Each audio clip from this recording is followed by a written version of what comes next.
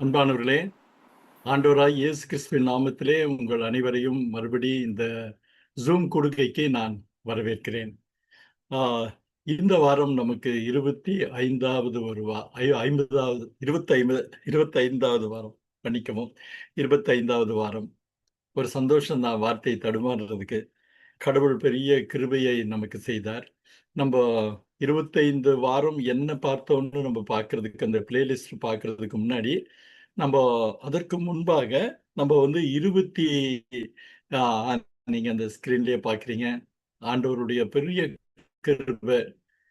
யாத்திராகம புஸ்தகத்தை நம்ம இதுவரைக்கும் 15 அதிகாரத்தை தான் நம்ம பார்த்திருக்கிறோம். ஆனா 25 வாரங்கள் அதன் நுணுக்கங்களுக்குள்ளாக, அதன் ஆழங்களுக்குள்ளாக, ஒருவேளை யாரும் இதுவரை நாம் கேட்டறியாத அந்த பகுதிகளுக்குள்ளாக நாம் போயிருக்கிறோம் என்பது ஆண்டவருடைய கிருபை தவிர வேற ஒண்ணும் இல்ல. 25 வாரங்களாக இந்த யாத்திராகமத்தில் எங்களோடு பயணித்த அநேகம் பேர் ஆன்லைன்ல இருக்கிறீங்க. அவர்களுக்காக நான் நன்றியோடு துதிக்கிறேன். இது ஒரு பெரிய மனசுக்கு ஒரு பெரிய சந்தோஷமான ஒரு விஷயம். ஆண்டவருடைய வார்த்தையை ஆழமாய் தியானிக்கும்போது, அன்பான மக்கள் கூட இருப்பதும், அவர்களோடு கூட நாங்கள் கண்டறிந்தவைகளை பகிர்ந்து கொள்வதும் ஒரு பெரிய சந்தோஷம் பாருங்க. ஆண்டவருக்கு முதலாவது நன்றி செலுத்துகிறேன். எல்லா துதி, கன, மகிமை அவரை தவிர வேறு யாருக்கும் இல்ல. நாங்க இதுல போன மாரி நத்திங் பட் கிரேஸ். இப்ப நீங்க அந்த பிளே லிஸ்ட்ட நீங்க பார்க்குறீங்க. நீங்க பார்த்தீங்கன்னா, இந்த வாரம் 25ன்னா, நீங்க 24வது தான் அங்க சைட்ல இருக்கும். நீங்க பாருங்களேன், ஒவ்வொரு பிளே லிஸ்ட்டா நீங்க பார்த்தீங்கன்னா, இருக்கும். நம்ம வரிசையா அத ஸ்க்ரால் பண்றாங்க பாருங்க. ஒவ்வொன்னுக்கும் ஒருவேளை வேறு சில அ அடையாளம் இது குடுத்திருக்கலாம். கர்த்தர் மோசேயை கொல்ல பார்த்தாரான்னு இருக்கும். சிலதுல வந்து வேறு சில வார்த்தைகள் இருக்கும். நீங்க பார்த்தீங்கன்னா, முதல்ல அந்த 23லேருந்து ஸ்க்ரால் பண்ணுங்கப்பா. கீழ இருந்து பண்ணுங்க. இது உங்களுடைய ஒரு பார்வைக்கு தான். அநேகமா இந்த டைட்டில்ஸ், இந்த காரியத்த பார்க்கிறப்போ, உங்களுக்கு வந்து நாம் அந்த நேரத்தில உட்கார்ந்து கேட்டது ஒருவேளை உங்களுக்கு ஞாபகம் இருக்கும்னு நெனைக்கிறேன். ஆ முதல்ல இருந்து அவங்க கிட்டத்தட்ட போட்டிருக்காங்க. 1, 2, 3, 4ன்ட்டு 24 அதிகாரம் முடிந்தது போன வாரத்தோட. இந்த தடவ நமக்கு 25வது வாரம்.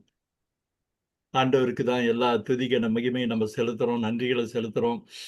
நெறையா பேர் நீங்க உங்க நண்பர்களுக்கு சொல்லி நெறைய பேர் பார்த்திருக்கிறாங்க. நீங்க அந்த பார்த்தவங்களுடைய எண்ணிக்கை பார்த்தாலும், ஒரு முதல்ல ஒரு 50, 80ன்ட்டு இருந்தது. இன்னைக்கு நூத்துக்கணக்கான மக்கள் அதை ஒரு கிருபைய ஆண்டவர் குடுத்திருக்கிறார்.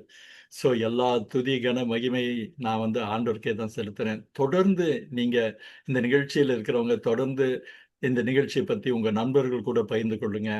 வேத வசனங்களை குறித்து ஆழமான ஒரு பார்வைக்கு, ஆழமான ஒரு ஆய்வுக்கு கர்த்தர் எங்களையும், உங்களையும் வழிநடத்தும்படியாக நான் ஆண்டவர்ட்ட வேண்டிக்கிறேன். இதைத் தொடர்ந்து ஆண்டவர் எவ்வளவு நாள் அனுமதிக்கிறாரோ, வேதத்தின் இன்னும் அநேக பகுதிகளை நம்ம ஆராயப் போறோம். முதல்ல அந்த யாத்திராகமத்தை தொடர்ந்து நம்ம பார்க்க போறோம். சரிங்களா? கர்த்தர் உங்கள் ஒவ்வொருவரையும் ஆசீர்வதிப்பாராக. தொடர்ந்து எங்களுக்காக ஜெபம் பண்ணிக்கங்க. நீங்க பார்த்த மாரி யாத்திராகமம் 25வது வாரம். எல்லா மகிமையும், துதியும், கனமும் ஆண்டவராய் இயேசு கிறிஸ்து ஒருவருக்கே அப்படின்னு சொல்லி நான் அறிக்கை எடுக்கிறேன். இது வந்து எபிசோடு 24. போன போன வாரம் நம்ம பார்த்தது சீனாய் மலையிலிருந்து சீயோன் மலைக்குன்னு. இதே மாரி ஒவ்வொன்னுக்கும் ஒவ்வொரு டைட்டில் நம்ப குடுத்திருக்கிறோம். நம்ம இந்த 24வது இதுல வந்து நம்ம என்ன பார்த்தோங்கிறத மிக சுருக்கமா நம்ம பார்த்துட்டு 25வது பகுதிக்குள்ளாக நம்ம போறோம். நம்ம 24வது பகுதியில் பார்த்தவைகளை பற்றி சுருக்கம் நான் ஏற்கனவே சொன்னேன். இது மோசேயின் பாடலில் உள்ள 3வது பகுதியை விளக்குகிறது. அதாவது யாத்திராகமம் 15 1லிருந்து 19 வரை உள்ள வசனங்கள் தான் பிரதானமா நம்ம தியானித்தோம். சென்ற இரு பகுதிகளிலும் இஸ்ரேல் ஜனங்களை மீட்டெடுத்த எகிப்திய சேனையை அழித்தொழித்த வீரராக இருந்த தேவன் இப்பொழுது இன்னொரு விதமாய் தன்னை வெளிப்படுத்துகிறார். இது நம்ம ஏற்கனவே பார்த்த 3 பகுதி பார்த்தீங்க. இந்த ஹைலைட் பண்ணியிருக்கிற 3வது பகுதி தான் இன்றைக்கு நம்ம சாரி போன வாரம் நம்ம பார்த்தது. அதுல தான் ஆண்டவர் அவர் இன்னொரு பரிமாணத்திற்கு போகிறதை பார்க்கிறோம். அதாவது ஒரு மெய்ப்பராக, ஒரு வாரியரா, ஒரு போராளியா இஸ்ரேல் ஜனங்களை எதிராளிகளிடமிருந்து காத்தவர் இந்த பகுதியில நீங்க பாத்தீங்கன்னா ஒரு மேய்ப்பரை போல அவர்களை நடத்துகிறார், போஷிக்கிறார், அன்பை உணர்த்தி வைக்கிறார். இதுல ஒரு ஒரு அழகான ஒரு வார்த்தை பத்தி நம்ம அதிகமா பார்த்தோம். கிருபை, உமது கிருபையினால்ன்ற ஒரு வார்த்தை. அந்த கிருபைக்கு ஹசட் அப்படின்ற ஒரு அர்த்தம் இருக்கிறத நம்ம சொன்னோம். ஏன்னா இந்த ஹசட்னு மூல மொழியில உள்ள அர்த்தத்தை நம்ம தமிழிலோ ஆங்கிலத்திலோ மொழிபெயர்க்கிறதுங்கிறது மிக கடினம்.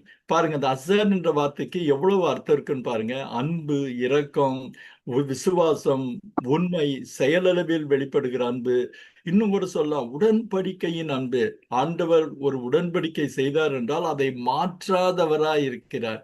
எதிர்பார்ப்புகளற்ற அன்பா இருக்கிறார். இதை அந்த டாக்டர் கார்மன் ஜேம்ஸ் ரொம்ப அழகா அந்த அசட் பத்தி நிறைய சொல்லியிருக்காங்க அவங்களுடைய பகுதியில கூட. அப்போ அந்த அன்புடைய பரிமாணத்தை நம்ம கிருபை அப்படின்னு நாம புரிந்து கொண்டிருக்கிற அநேகம் காரியங்கள் ஒரு ஒரு சின்ன கிருபைங்கிறப்போ உங்க மனசுல கிருபைன்னா என்னன்னா அதை பற்றின ஒரு விளக்கம் ஒரு சின்ன வட்டத்துலதான் நமக்குள்ள இருந்திருக்கும். ஆனா அதோடைய உண்மையான அர்த்தங்கள் ஏராளங்கிறத பார்த்தோம்.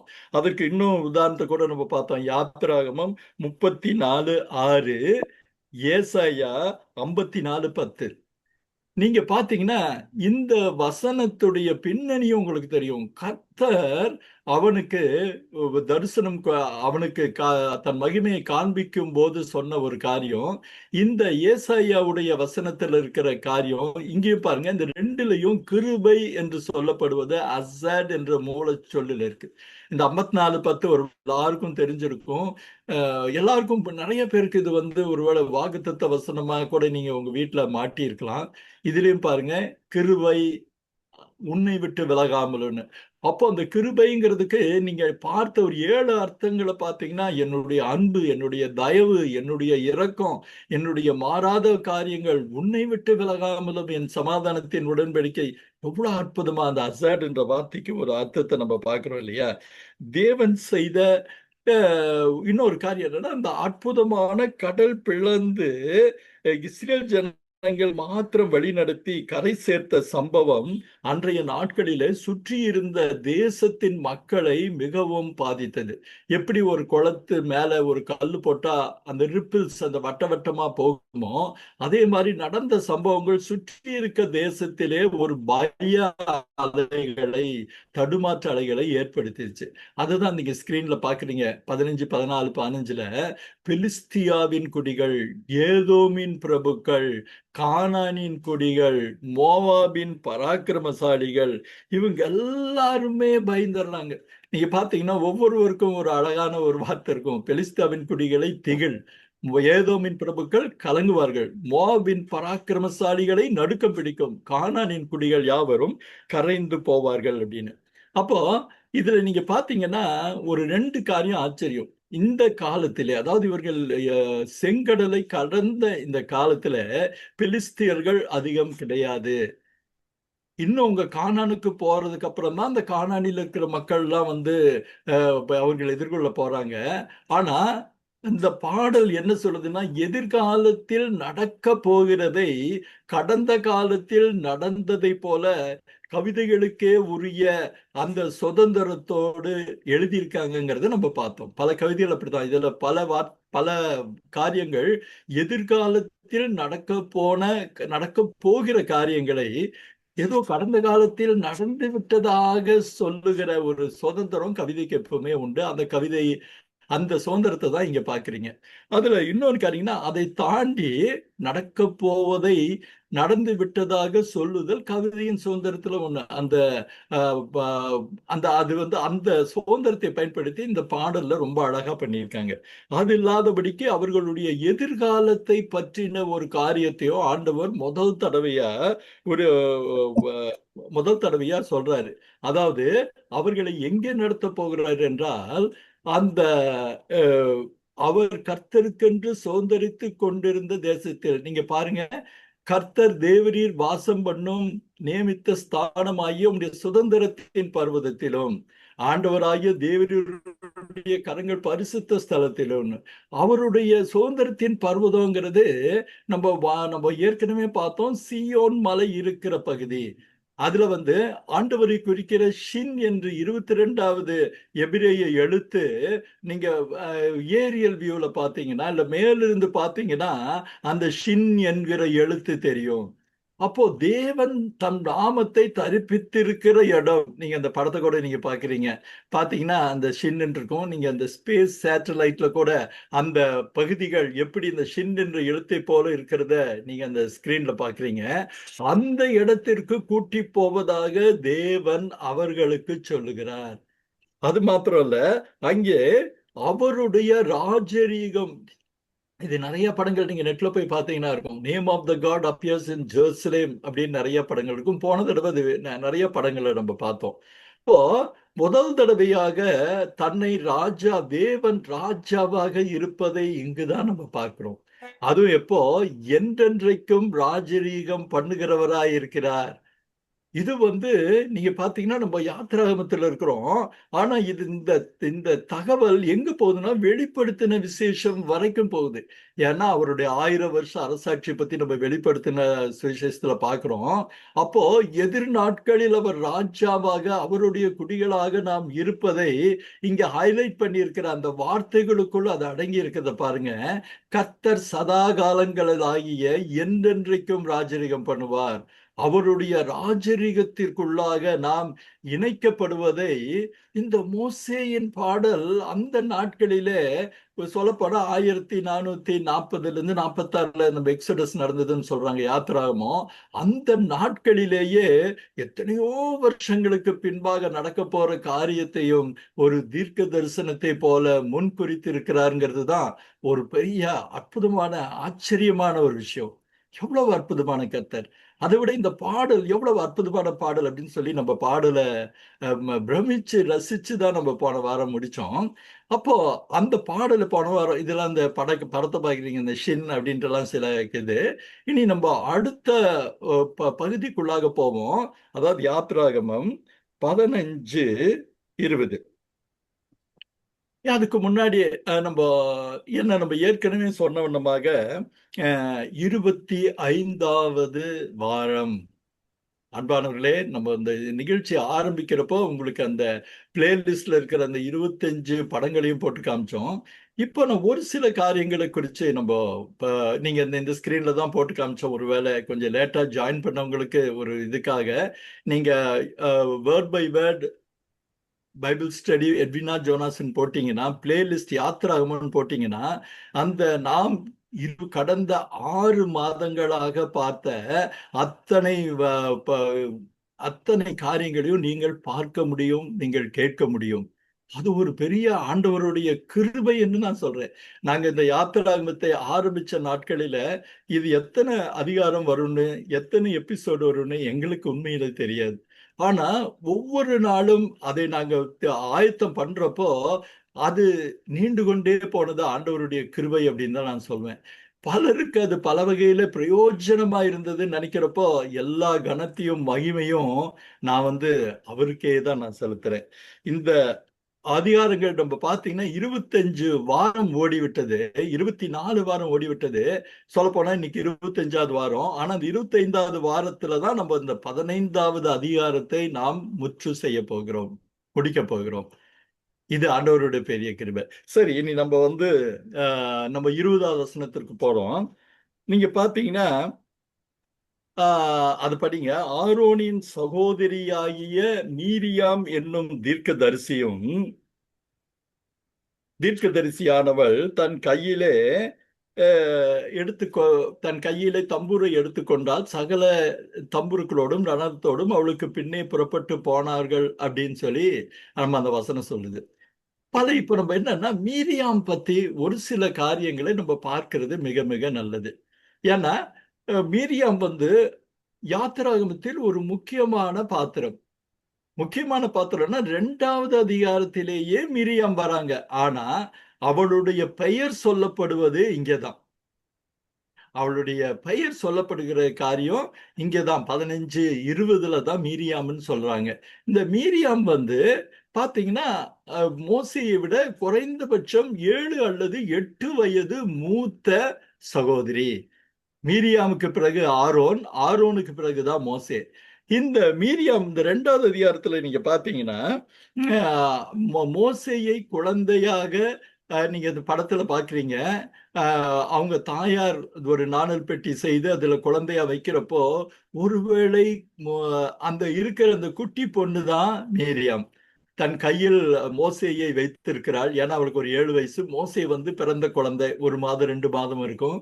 பார்த்தா அதை அந்த நாணல் பெட்டியில் வைத்து நைல் நதி கரையிலே விட்டு அவள் அவங்க அம்மா சொன்னபடி பார்த்து கொள்ளுகிறாள்.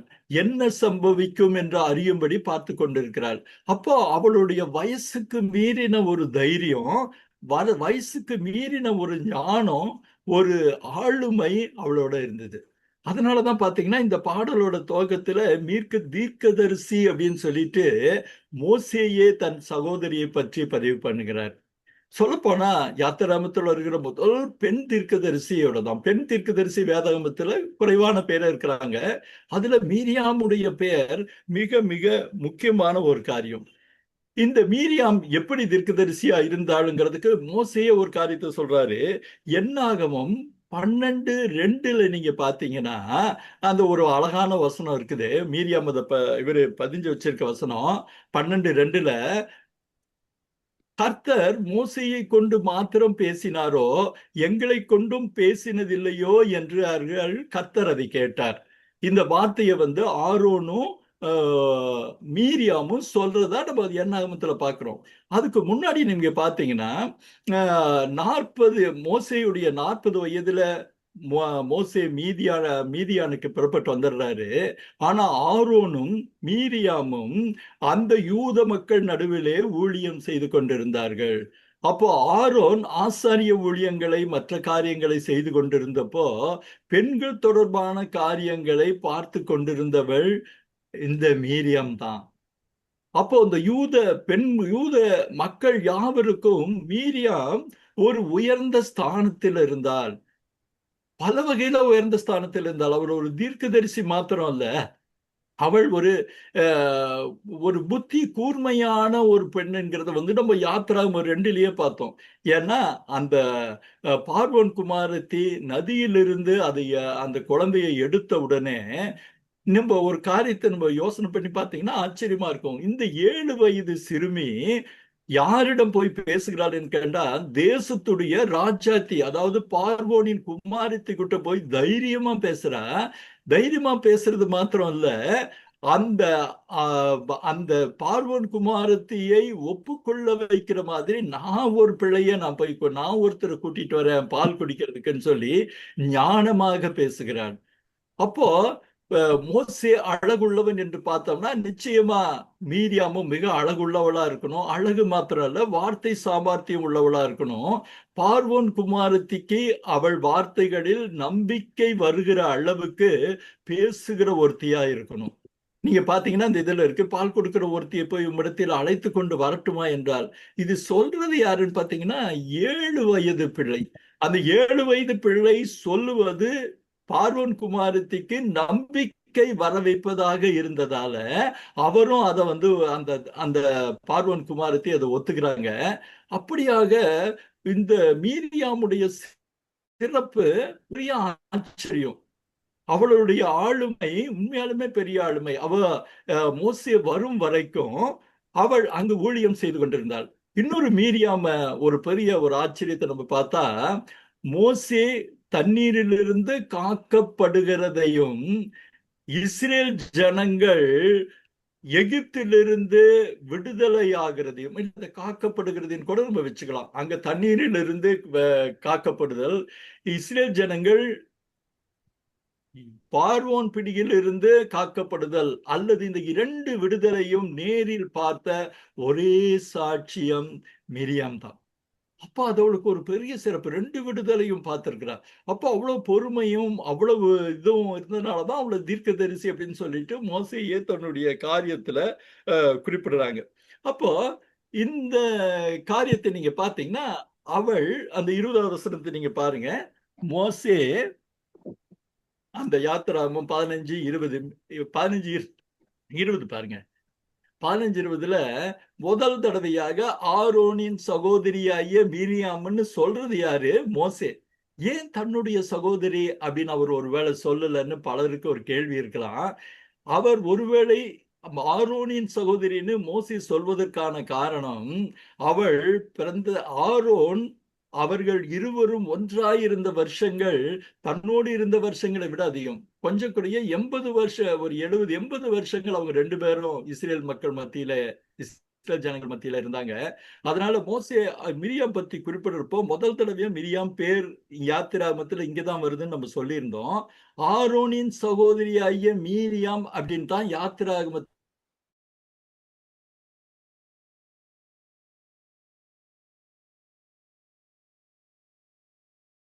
கொண்டால் சகல ஸ்திரீகளும் தம்புருக்களோடும் நடனத்தோடும், அடுத்த வரிய பாருங்க, அவளுக்கு பின்னே புறப்பட்டு போனார்கள். இந்த ஒரு வரி ஒரு சாதாரணமா இருந்தாலும் நம்ம ஒரு காரியத்தை நினைச்சு பார்த்தீங்கன்னா இந்த வரிக்கான ஒரு ஆழமான அர்த்தம் புரியும். அது என்ன அர்த்தம்? ஏற்கனவே முன்பாக உங்ககிட்ட சொல்லியிருக்கேன், மோசேயை விட 7 அல்லது 8 வயது மூத்தவள். மோசே இந்த இஸ்ரேல் ஜனங்களை விடுதலையாக போகும்போது மோசேக்கு எத்தனை வயது? 80 வயது. அப்போ ஆரோனின் சகோதரி அல்லது மோசேயின் சகோதரி ஆகிய மிரியாமுக்கு எவ்வளவு வயசு இருக்கும்? 87 அல்லது 88 வயசு இருக்கும். 88 வயசுங்கிறது எப்படிப்பட்ட வயசுன்னு சொல்லி இந்த நிகழ்ச்சி பார்க்கிற அத்தனை பேருக்கும் ஒருவேளை தெரிஞ்சிருக்கிறதுக்கு ஒரு பெரிய வாய்ப்பு இருக்கு. ஆனா அந்த வயதிலே, அதுதான் ரொம்ப ஆச்சரியம், இஸ்ரேல் ஆண்டவர் செய்த விடுதலையை பார்த்த உடனே அவள் தன் உற்சாகத்தோடு, ஒரு இளம் பெண்ணின் உற்சாகத்தோடு அவள் என்ன பண்றா? தம்பூராவை எடுத்துக்கொண்டு அவள் என்ன போகிறாள்?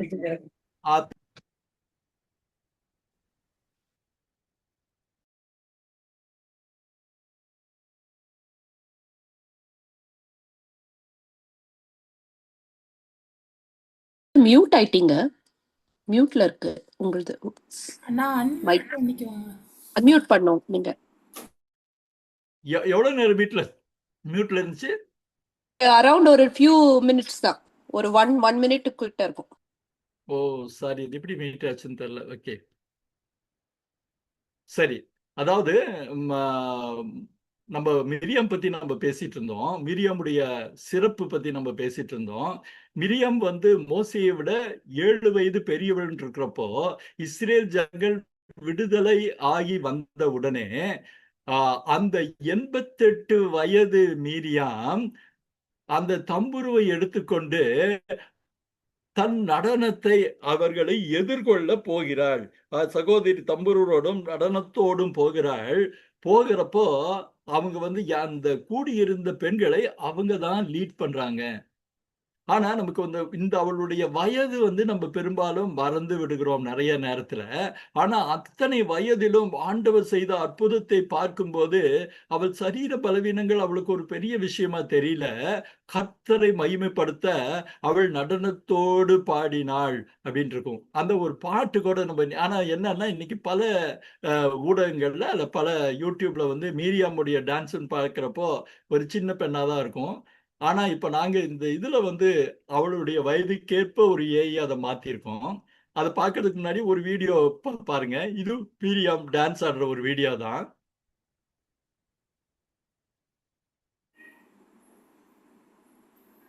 ஆடியோ போடுங்களா?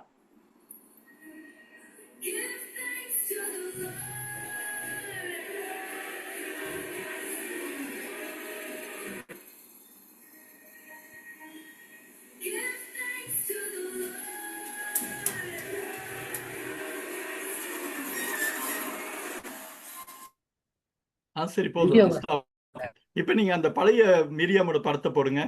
இதுல பாத்தீங்கன்னா மிரியாம் பார்த்தா ஒரு 25 வயசா இருக்குது. ஆனா நீங்க அந்த படத்துல பாத்தீங்கன்னா உண்மையிலே அந்த வயது இருக்கு. ஆனா அந்த வயதை விட அந்த முகத்தில் தெரிகிற பரவசம், சந்தோஷம், நீங்க வந்து ஒரு பெரிய காரியம் இருக்கு. இப்ப நீங்க பாத்தீங்கன்னா இதுல இன்னொரு ஆச்சரியமான ஒரு காரியத்தை பாக்குறீங்க. 21வது வசனத்தை நீங்க பாருங்க. 21வது வசனத்தை நீங்க பாருங்க, அது ஸ்கிரீன்ல போடுங்க. 21, 15, 21 அவர்களுக்கு பிரதியுத்தரமாக அப்படின்னு ஒரு இது இருக்கும். அப்ப நீங்க பாத்தீங்கன்னா 20வது வசனத்துக்கும் 21வது வசனத்துக்கும் நடுவுல ஒரு காரியங்கள் இருக்கு. என்னன்னா 20வது வசனம் எப்படி முடியுதுன்னா, அவளுக்கு பின்னே புறப்பட்டு போனார்கள் இருக்குது. அப்ப போகிற மக்கள் மிரியாமிடம் பல கேள்விகளை கேட்டிருக்கணும்.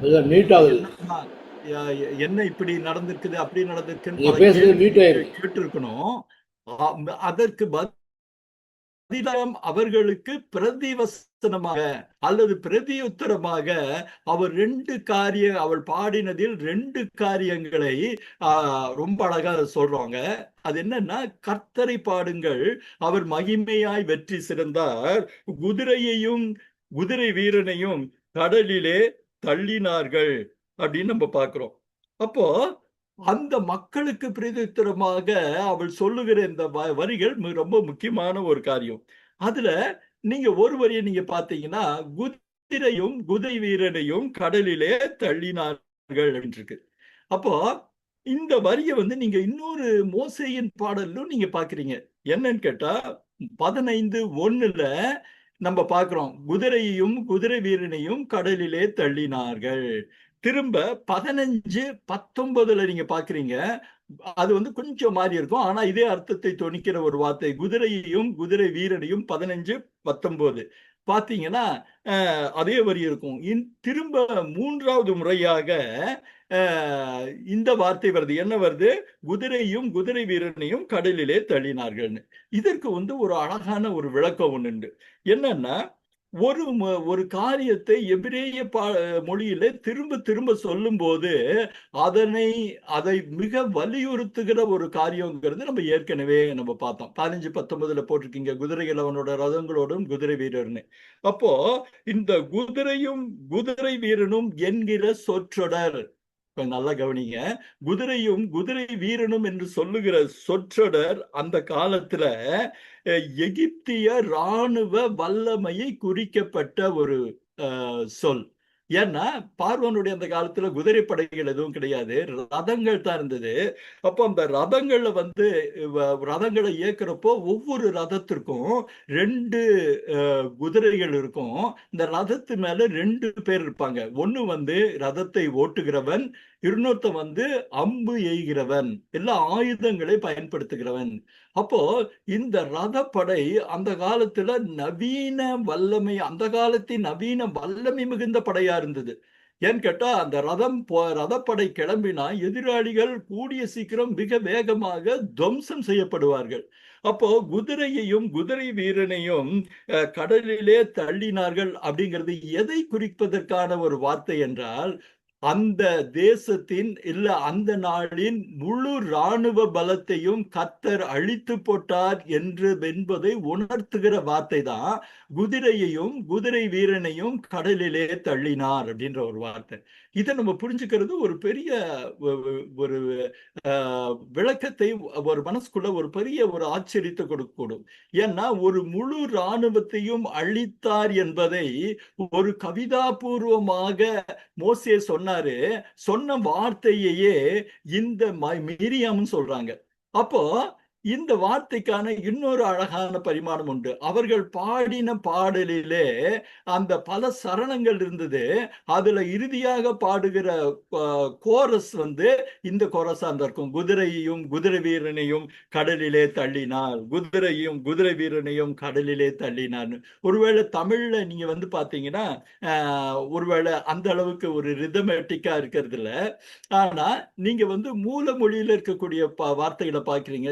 ஷிருவோ அடோனாய் கிகாகோ ஏகா ஷுஷ் பெச்சவோ ராமாவயாம் அப்படிங்கிறதுல இதுல என்னன்னா, சுஷ் பட்சவோ ராமாவயாம்ங்கிறது அந்த பாடலுக்கு நடுவுல கோரஸ் மாதிரி தொடர்ந்து தொடர்ந்து தொடர்ந்து வந்துட்டு இருக்கிற காரியம். இது முழு sing to the lord for he has triumphed க்ளோரியஸ்லிங்கிறது நம்ம அந்த மூலமில்ல பார்த்தோம்.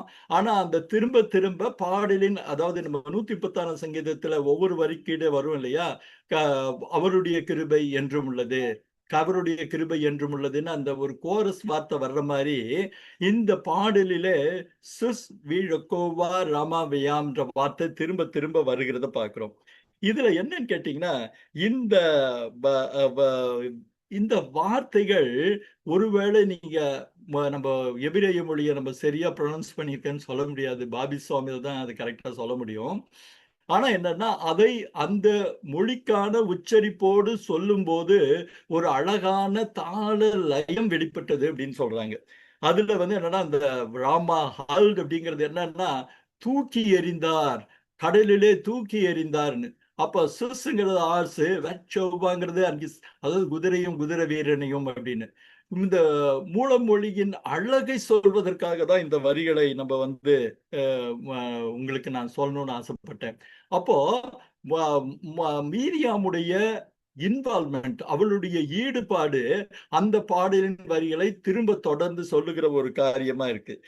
இது வந்து இந்த காரியங்கள் வந்து இன்னொரு காரியத்தை கூட எல்லாருக்கும் நினைப்பட்டு இருக்கும். யாத்திரையாகமம் 1வது அதிகாரத்துல எபிரேய ஆண் குழந்தைகளை கடலில் தள்ளி அந்த குழந்தைகளை கொன்றதற்கு பரிகாரமாக ஒருவேளை எகிப்திய சேனைகள் அதே இல்ல, அங்க தண்ணீருக்குள் மூழ்கி எபிரேய குழந்தைகள் மரித்து போயின. இன்னைக்கு இந்த சமயத்துல எகிப்திய குதிரை சேனைகள், எகிப்திய வீரர்கள் கடலிலே முழுகி மரித்து போனதை நினைவு போட்டுகிற ஒரு காரியம் சொல்லி ஒரு அழகான கமெண்டேட்டர் சொல்றாரு. சரி, நம்ம இந்த மிரியாம் பத்தி இன்னொரு வார்த்தை பார்த்துட்டு நம்ம முடிக்கலாம். இந்த மீரியாமுடைய இந்த அருமையான பாடல் வேதத்துல வருகிற அநேக பெண் பாத்திரங்களின் பாடல்களில் எதிரொலிக்கிறது தான் ரொம்ப ஆச்சரியமான ஒரு விஷயம். நீங்க பாத்தீங்கன்னா, ஒரு நம்ம போன தடவை ஒரு காரியத்தை சொன்னோம்.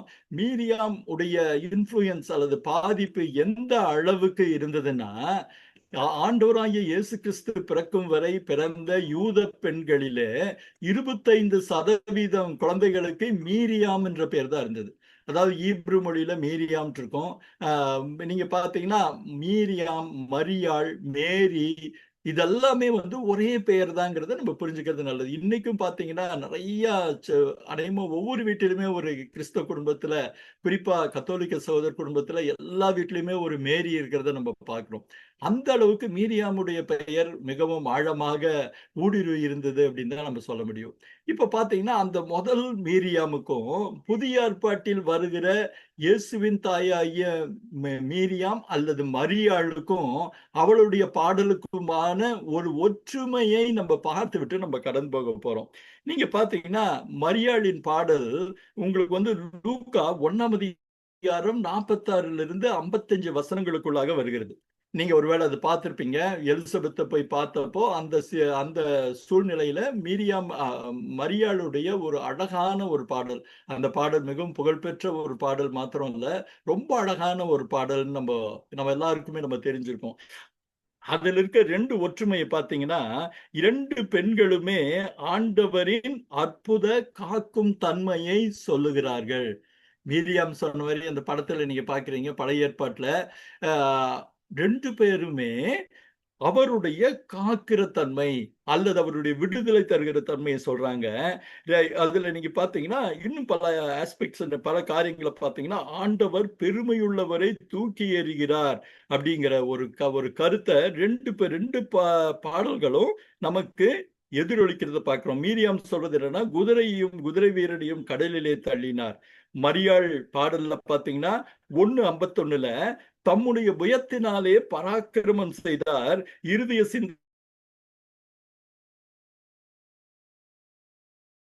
வார்த்தைகளை பார்க்கிறோம்.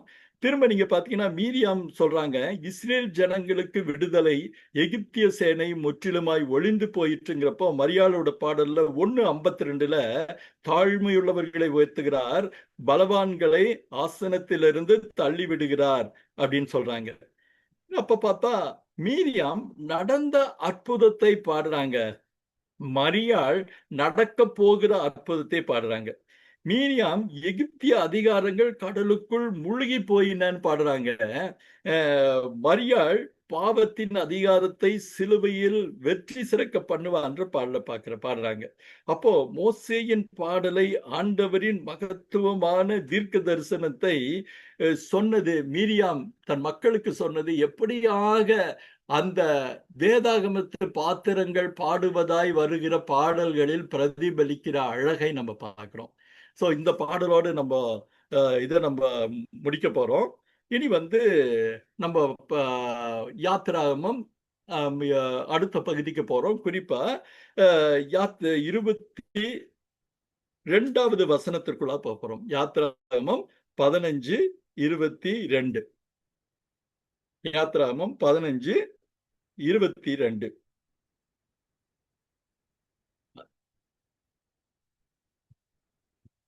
நீங்க பாத்தீங்கன்னா அந்த வசனம் இப்படியாக ஆரம்பிக்குது. பின்பு அப்படின்ற ஒரு காரியத்தோட ஆரம்பிக்குது. பின்பு, எதற்கு பின்பு? அந்த ஒரு பெரிய மகா அற்புதம். அந்த ஸ்கிரீன்ல போடுங்கப்பா. 15:22. 15:22. யாத்திராகமம் 15:22. இது நம்ம ஏற்கனவே பார்த்த அந்த வசனங்களுடைய ஏஐ படங்கள். இந்த காரியத்தை ஒரு செகண்ட் பார்த்துருங்க. இனி முடிச்ச உடனே 15:22 பின்பு என்று இந்த வசனம் துவங்குறத நீங்க பாருங்க. எதற்கு பின்பு? ஆண்டவர் செய்த மகத்தான அற்புதமான கடல் பிளந்து இஸ்ரவேல் ஜனங்களை வழி நடத்தி, அதே கடல் வழி நடத்தினதும் அதே கடல் வலிமை வாய்ந்த எகிப்திய சேனைகளை முற்றிலுமாய் அழித்த அற்புதம் நடந்த பின்பு. இன்னும் உலகில சொல்ல போனா கண்ணார கண்ட அற்புதத்தில் பரவசமான மோசேயும் இஸ்ரவேல் ஜனங்களும் வேதத்தின் முதல் பாடலை அனைவருமாக பாடி வழிபட்ட பின்பு, மீரியாமும் உடனிருந்த பெண்களும் நடனமாடி துதித்த பின்பு.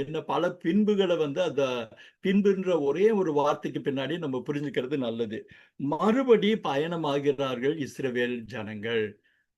அன்பானவர்களே, அவங்க அந்த நிசான் மாதம் 14ஆம் தேதி அவங்க ராம்சேஸிலிருந்து புறப்பட்டப்போ, அவர்கள் பயணத்தை பற்றி சொல்லுகிறப்போ நம்ம ஒரு காரியத்தை சொன்னோம். அவர்களோடு சேர்ந்து நாமும் பயணப்பட போகிறோம். அப்போ அந்த பயணத்தினூடாக இருக்கிற சிரமங்களை நாமும் எதிர்கொள்ள போகிறோம். ஒரு சைலண்ட் சாட்சியை போல நம்ம பார்க்க போறோம். அதன் நுணுக்கங்களை பார்க்க போறோம்னு சொல்லிட்டு பல காரியங்களை அப்படிதான் நம்ம பார்த்துட்டு வரோம். ஒருவேளை நீங்க ஒரு அழகான ஒரு கார்ட்டூன் உண்டு, சூப்பர் இதுன்னு சொல்லிட்டு வேதாகமத்து பாத்திரங்களூடாக இப்போது இருக்கிற ஒரு பாத்திரம் போய் அந்த நடந்த சம்பவங்களை பார்க்கக்கூடிய ஒரு குழந்தைகளுக்கான கார்ட்டூன்.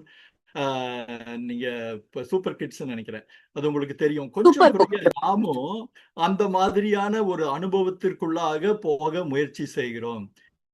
இப்ப நீங்க பாத்தீங்கன்னா, மோசே இஸ்ரவேல் ஜனங்களை சிவந்த சமுத்திரத்திலிருந்து பிரயாணப்படுத்தினான்.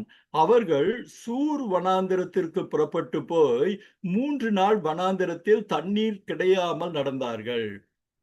ஒரு பெரிய அற்புதம் நடந்து முடிஞ்ச ஒரு பரவசம், அந்த ஒரு எக்ஸைட்மெண்ட், அந்த சந்தோஷத்தோட நடக்கிறாங்க. ஆனா நடக்க நடக்க நடக்க நீங்க பாத்தீங்கன்னா, அந்த சூர் வனாந்திரத்தின் காட்சிகளை கூட அவங்க நடக்கிற ஒரு காட்சியை நீங்க பாக்குறீங்க. அந்த சூர் வனாந்தரம் என்பது என்னன்னு கேட்டீங்கன்னா, எகிப்திய தேசத்திற்கும் ஆசியாவுக்கும் நடுவிலே அவர்கள் கட்டின, மிக்டோல்ல இருந்து கட்டின ஒரு பெரிய ஒரு சுவர் மாதிரி இருந்தது. அந்த சுவரை போல இரு பக்கமும் மலைகள் இருந்ததும் பார்க்கிறோம். நீங்க பாத்தீங்கன்னா இந்த ஸ்கிரீன்ல பாக்குறீங்க, வைல்டர்னஸ் ஆஃப் ஷூர் அப்படின்னு பார்த்திருக்கிறீங்க. இதுல பாத்தீங்கன்னா அந்த ஒரு படங்கள் இருக்கு. அப்போ இரு பக்கமும் வறண்டு போன பூமி இருந்த இடத்துல இது ஒரு பெரும் திரளான ஜனங்கள் நடக்கிறாங்க. எங்கன்னா அவர்கள் சீனாய் மலைக்கு போவதற்கு முன்பாக இடைப்பட்ட ஏலீம் என்ற பகுதிக்கு போகிறதுக்காக அவங்க நடக்கிறாங்க. நீங்க அந்த இரு பக்கம் இருக்கிற மலைகளை பாக்குறீங்க. எங்கேயாவது ஒரு பச்சை இது தெரியுதா பாருங்க. இது ஒரிஜினல் சூர் டெசர்ட்னு நீங்க கூகுள்ல இருந்து எடுத்த படம். நீங்க இந்த மேல் படத்துல இருந்து பாத்தீங்கன்னா, நீங்க அந்த கல்ஃப் ஆஃப் அக்கபா நீங்க பாக்குறீங்க. சூர் அப்படின்னு ஒரு வார்த்தை போட்டிருக்காங்க. சூர் என்பதற்கு என்ன ஒரு அர்த்தம் கேட்ட எபிரேய மொழியில சுவர் அப்படின்னு ஒரு அர்த்தம். சுவர்னா என்ன அர்த்தம்னு உங்களுக்கு தெரியும். அப்போ அந்த சுவர் போன்று இரு பக்கமும் மறைத்திருக்க அவர்கள் ஏலிமை நோக்கி நடந்து கொண்டிருக்கிறார்கள். ஏலிமை நோக்கி நடந்து போயிட்டு இருக்கிறாங்க நம்ம பார்க்கிறோம். அப்பதான் என்னன்னா 3 நாள் பயணம் அவர்களுக்கு மத்தியில என்ன ஆயிருச்சு? போதுமான தண்ணீர் இல்லை. இதுல நம்ம ஒரு காரியத்தை மறுபடியும் உங்களுக்கு ஞாபகப்படுத்த விரும்புறேன். அவங்க முதல்ல இருந்து ராம்சேஸ்ல இருந்து சுக்கோத் வழியா வர்றப்பெல்லாம் அந்த வழிகள் மோசேக்கு தெரிந்த வழிகள். ஏன்னா மோசே 40 வருஷம் எகிப்திலேயே இருந்ததுனால அந்த வழிகள் எல்லாம் அத்துபடி. ஆனா இந்த செங்கடல் வழியாக கடந்து இந்த புறம் வந்த பிறகு இருக்கிற வழி ஒருவேளை மோசேக்கு அவ்வளவு பரிச்சயம் இல்லாத வழியாக இருக்கும். பரிச்சயம் இல்லாத வழினா இது ஒரு புது வழியா இருக்க முடியும். ஏன்னா முதல்ல தெரிந்த வழியில போகிறப்போ எங்க தண்ணீர் இருக்கும், எங்க தண்ணீர் இருக்காது அப்படிங்கறதெல்லாம் தெளிவா நான் போற வழி நடத்துறவங்களுக்கு தெரிஞ்சிருக்கும். ஆனா புதுசா ஒரு இடத்துக்கு போகிறப்போ எந்த இடத்துல தண்ணி கிடைக்கும், எந்த இடத்துல தண்ணி கிடைக்காதுங்கிற ஒரு தெளிவு இல்லாததுனால இந்த 3 நாட்கள் அவர்கள் தண்ணீர் இல்லாமல் கஷ்டப்படுறாங்க. கஷ்டப்பட்டு அந்த பதினா நீங்க பார்த்தீங்கன்னா, ஒரு காரியம் அவங்க மிகவும் கஷ்டப்பட்டு மோசே கிட்ட முறுமுறுக்கிறார்கள். நம்ம பார்க்கிறோம் அந்த வசனத்தை கூட நீங்க பார்க்கலாம். அப்பொழுது ஜனங்கள் மோசேக்கு விரோதமாக முறுமுறுத்து எண்ணத்தை குடிப்போம் என்றார்கள். அப்போ அவர்கள் ஒரு காரியத்தை மறந்து போனாங்க. என்ன மறந்து போனாங்கன்னு கேட்டீங்கன்னா, நீங்க யாத்திராகமம் 14:10 அந்த கடைசி பகுதியை நீங்க பார்த்தீங்கன்னா, அவர்கள் செங்கடலுக்கு முன்பாக நிக்கிறாங்க. பின்பாக தூரத்திலே எகிப்திய சேனைகள் வருவதை பார்க்கிறார்கள். வருவதை பார்த்த உடனே அவர்கள் மிகவும் பயந்தார்கள். பயந்த உடனே அவங்க என்ன பண்ணாங்க, இஸ்ரவேல் புத்திரர் கர்த்தரை நோக்கி கூப்பிட்டார்கள் வருது. அவங்களுக்கு ஒரு மகா பெரிய பிரச்சனை, என்ன செய்வதென்று புரியாத குழப்பம் வர்றப்போ கர்த்தரை நோக்கி கூப்பிட்டார்கள் அப்படின்னு ஒரு வசனம் இருக்குது. அதற்கு பின்பு மோசேயிடம் முறையிட்டார்கள் வரும். மோசேட்ட போய் புலம்புறாங்கன்னு இருக்குது. ஆனா இப்போது பாத்தீங்கன்னா அதற்கு முற்றிலும் எதிர்மாறாக ஒரு காரியம். தண்ணீர் கிடைக்கவே இல்லை. தண்ணீர் கிடைக்கிறப்போ அவங்க மாறா என்ற ஒரு பகுதிக்கு வந்த பிறகு கிடைத்த தண்ணீரும் கசப்பா இருந்தது. அப்ப அந்த கசப்பாய் இருந்த தண்ணீரை பார்த்துதான் அவங்க அடுத்த வசனத்தில் என்ன சொல்றாங்க, மோசேக்கு விரோதமாய் முறுமுறுத்து எண்ணத்தை குடிப்போம் என்றார்கள். அன்பானவர்களே, ஒரு ஆச்சரியமான விஷயம் என்னன்னா, அவர்கள் ஏன் கர்த்தரிடம் ஜெபிக்கவில்லை? அவங்க கர்த்தர்கிட்ட ஜெபிக்கிறதுங்கிறத மறந்து போனார்கள். அவங்க கர்த்தர்கிட்ட தேடணுங்கிறத மறந்து போனாங்க.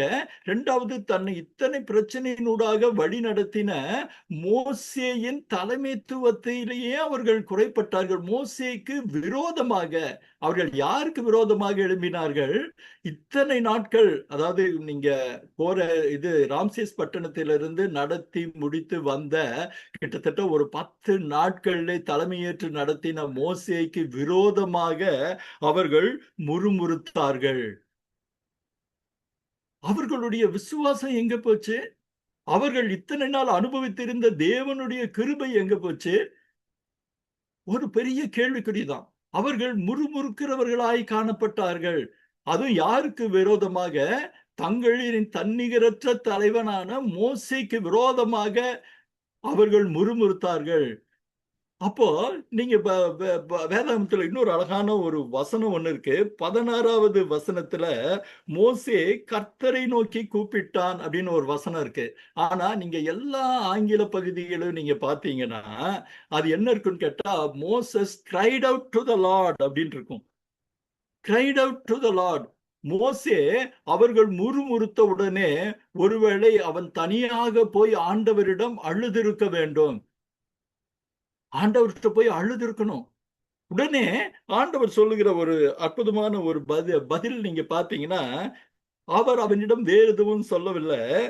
அப்பொழுது கர்த்தர் மோசேக்கு ஒரு மரத்தை காண்பித்தார். அவ்வளவுதான். அந்த மரத்தை காண்பிச்சு சொன்ன வார்த்தைகள் எதுவும் அங்க நம்ம வேதத்துல பாக்குறது இல்ல. ஆனா ஆண்டவர் எதை உணர்த்தி இருக்கணும்? சற்று முன்பு நீங்க ஸ்கிரீன்ல பார்த்த மாதிரி ஒரு மரத்தை அவனுக்கு காட்டினார். அந்த மரத்தை அவன் அந்த மரத்தின் ஒரு கிளையை வெட்டி தண்ணீரில் போட்ட உடனே அது மதுரமான தண்ணீராயிற்று. அந்த படத்தை பாருங்க. அன்பான இப்போ நீங்க உங்க கற்பனைக்குள்ள ஒரு காரியத்தை நான் உங்களுக்கு சொல்லணும்னு ஆசைப்படுறேன். இப்போ பாத்தீங்கன்னா இதுக்கு முன்னாடி போட்ட அந்த படத்தை பாருங்க. வந்திருந்த பெருந்திரளான ஜனங்களுக்கு குடிப்பதாக இருந்தா அவன் தண்ணீரில் போட்டது அப்படின்ற ஒரு காரியம் ஒரு சின்ன குட்டையாவோ கிணறாவோ இருக்க முடியாது.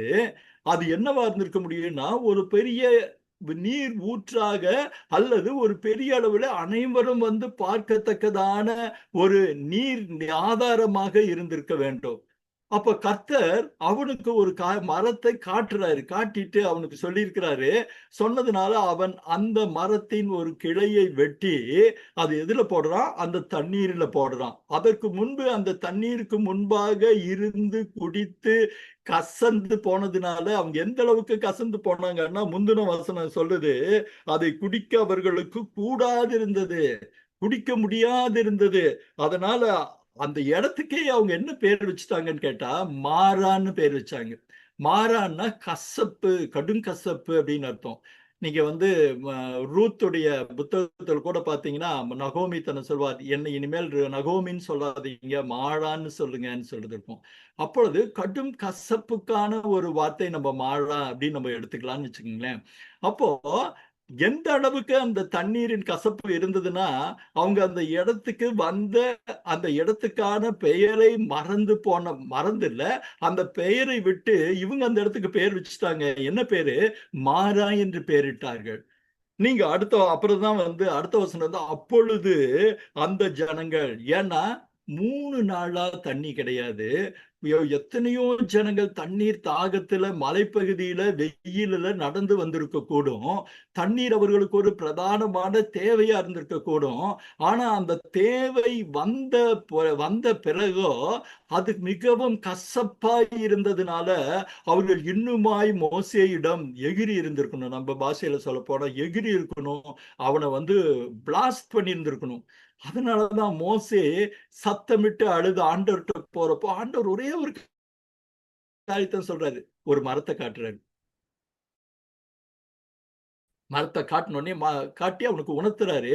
நீங்க படத்துல பார்த்த வண்ணமாக நீங்க வந்து அந்த கிளையை வெட்டி போடுறான். போட்ட உடனே அந்த தண்ணீர் மதுரமான தண்ணீராக மாறிற்று. முதல்ல அவன் போட்ட படத்தையும் பார்த்தீங்க. 2வது அவன் கீழே போட்ட அந்த ஒரு கொம்பை வெட்டி போடுறதையும் பார்த்தீங்க. இப்போ பல பேருக்கு ஒரு ஆச்சரியமான ஒரு காரியம் என்னன்னா, தண்ணீரில் போட்ட உடனே அது எப்படி மதுரமான தண்ணீராய் மாறிற்று? மதுரம்னா நமக்கு என்ன? மதுரம்னா நமக்கு எல்லாருக்கும் புரியும். மதுரம்ங்கிறது மிக இனிமையான சுவையான ஒரு காரியத்தை தான் மதுரம்னு சொல்றாங்க. ஒருத்தர் அள்ளி குடிக்கிற ஒரு படத்தை கூட ஏஐ நமக்கு கொடுத்துச்சு. பாத்தீங்கன்னா மதுரமான தண்ணீர். அந்த தண்ணீருடைய தெளிவு கூட இந்த படத்துல நீங்க பாக்குறீங்க. ஒருவேளை நிஜமா இந்த மாதிரி தெளிவு இருந்ததான்னு தெரியாது. ஆனா நிச்சயமா மதுரமா இருந்ததுன்னு வேதம் சொல்றதுனால அதை நாம நம்ப முடியும். அப்போ மதுரமான தண்ணீராக அது மாறி போயிற்று. முறுமுறுத்த ஜனங்கள் என்ன செஞ்சிருப்பாங்க? திகைச்சு போயிருப்பாங்க, தடுமாறி போயிருப்பாங்க. இது ஆண்டவர் செய்த ஒரு அற்புதம் என்பதை அவர்கள் புரிந்து கொண்டிருப்பார்கள். இந்த இடத்துல தான் பல காரியங்களை நம்ம யோசிக்க இது இருக்கு. இது வந்து ஒரு தீர்க்க தரிசனமான ஒரு காரியம் அப்படிங்கிறத வந்து நம்ம புரிஞ்சுக்கிறது ரொம்ப நல்லது. ஏன்னா எந்த ஒரு மரத்தினால் இந்த உலகத்தில் சாபம் வந்ததோ அதே போன்ற ஒரு மரத்தினால் நம் வாழ்க்கையின் மீட்பும் வருகிறது என்பதை சொல்லாமல் சொல்லுகிற ஒரு காரியம்.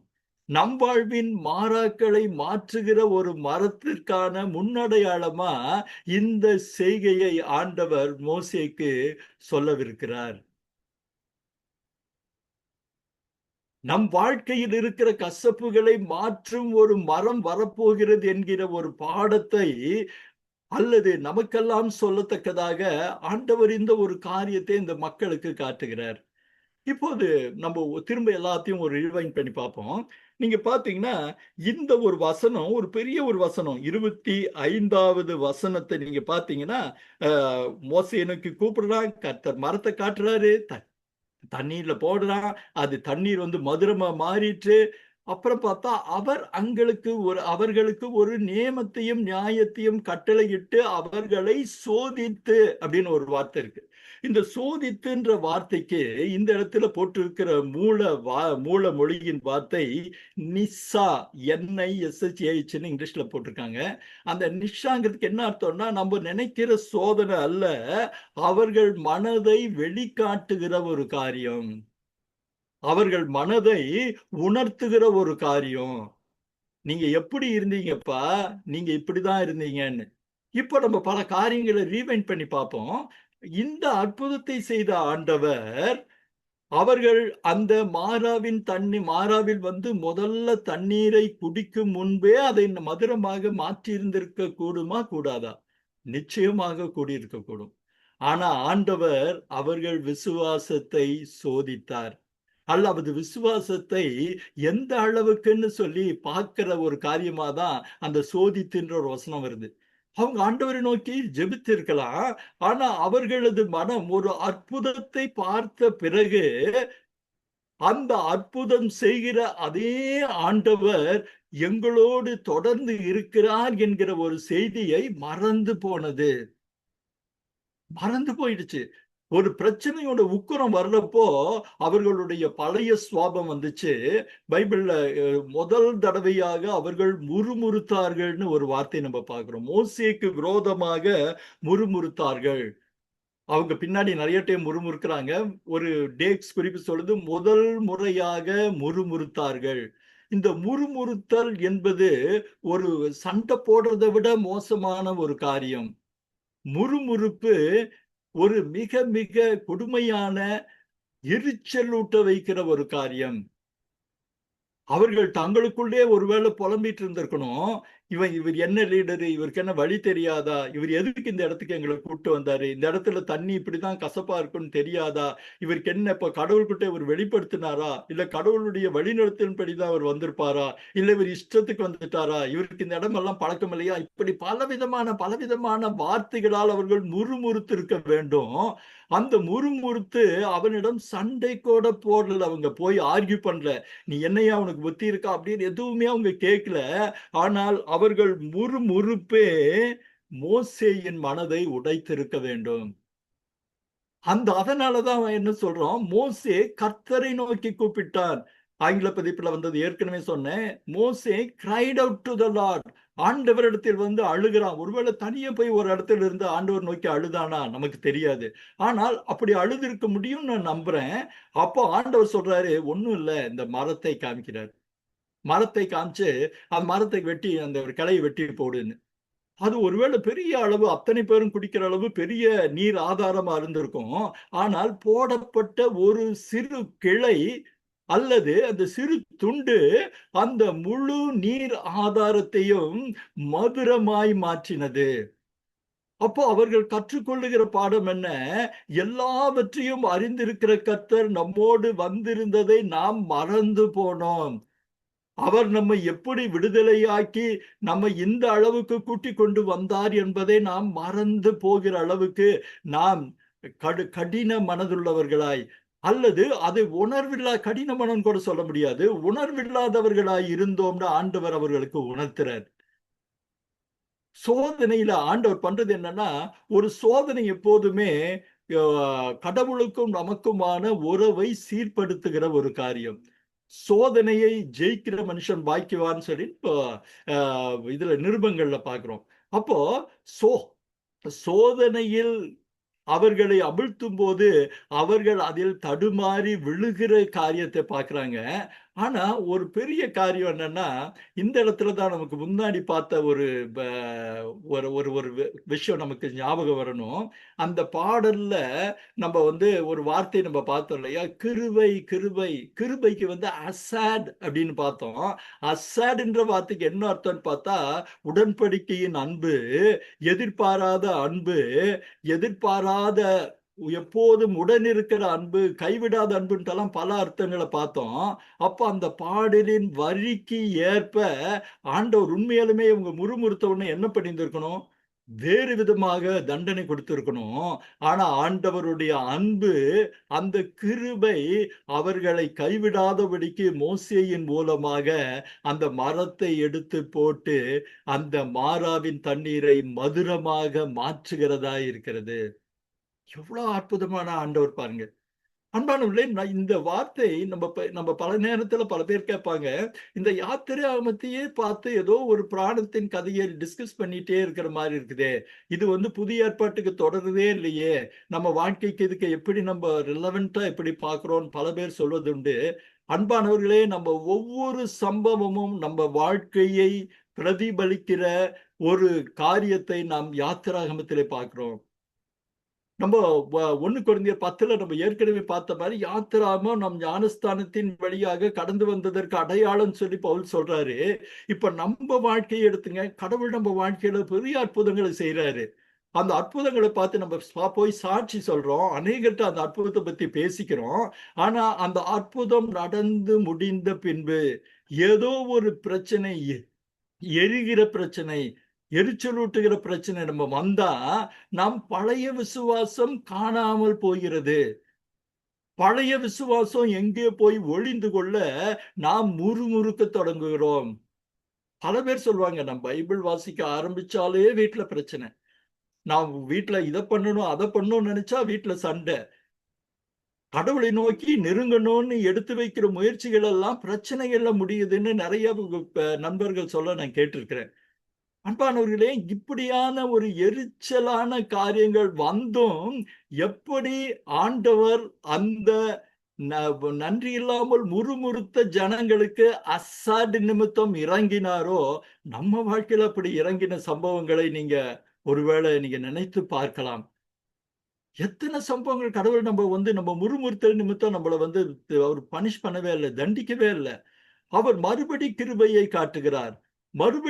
காட்டுகிறார். அப்போ இந்த மாறாவின் தண்ணீர் அப்படிங்கிறது என்னன்னா, ஒரு மிகப்பெரிய வகுப்பறையை போல அப்படின்னு சொல்லிட்டு ஒரு அறிஞர் சொல்றாரு.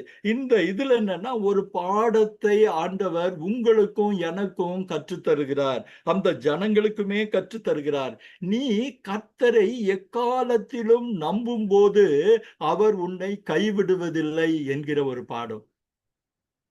அவரை அப்படியாக நீ பற்றி கொண்டு இருக்கும்போது இனி என்னன்னா, உன்னுடைய கடினங்களை அவர் மாற்றுகிறார்.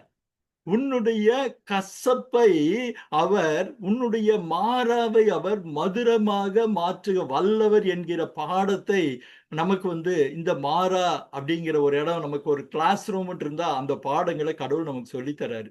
இன்னொன்னு என்னன்னா, ஒருபோதும் தான் சொன்ன வார்த்தையை கைவிடாத கர்த்தர், மாறாத கர்த்தர். அவர் சோதித்து நம் இருதயத்தை அறிந்து நாம் நன்றியற்றவர்களாய் போகிற அந்த தருணத்திலும் நம்மை தண்டியாதபடிக்கு நம்மை அவரை நோக்கி கூப்பிட வைத்து நம்மேல் இறங்குகிற தெய்வம், நம் தவறுகளை நமக்கு உணர்த்துகிற தெய்வம். இந்த ஒரு அருமையான பாடம் தான் மாறாவின் பாடம். நமக்கு நீங்க பாத்தீங்கன்னா ஒரே வசனத்துல அந்த காரியம் முடிஞ்சிருது. ஆனா அந்த வசனத்தை நீங்க பிரிச்சு பாத்தீங்கன்னா, நீங்க அவர்கள் மதுரமான தண்ணீர் ஆயிற்று அப்படின்னு நம்ம 24வது வசனத்துல பாக்குறோம்.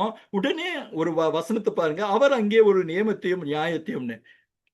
நீங்க கற்பனை பண்ணி பாருங்க, அந்த ஒரு பெரும் நீர்நிலை இருக்கு. நீர்நிலையில அவன் அந்த கொப்பை வெட்டி போட்டான்.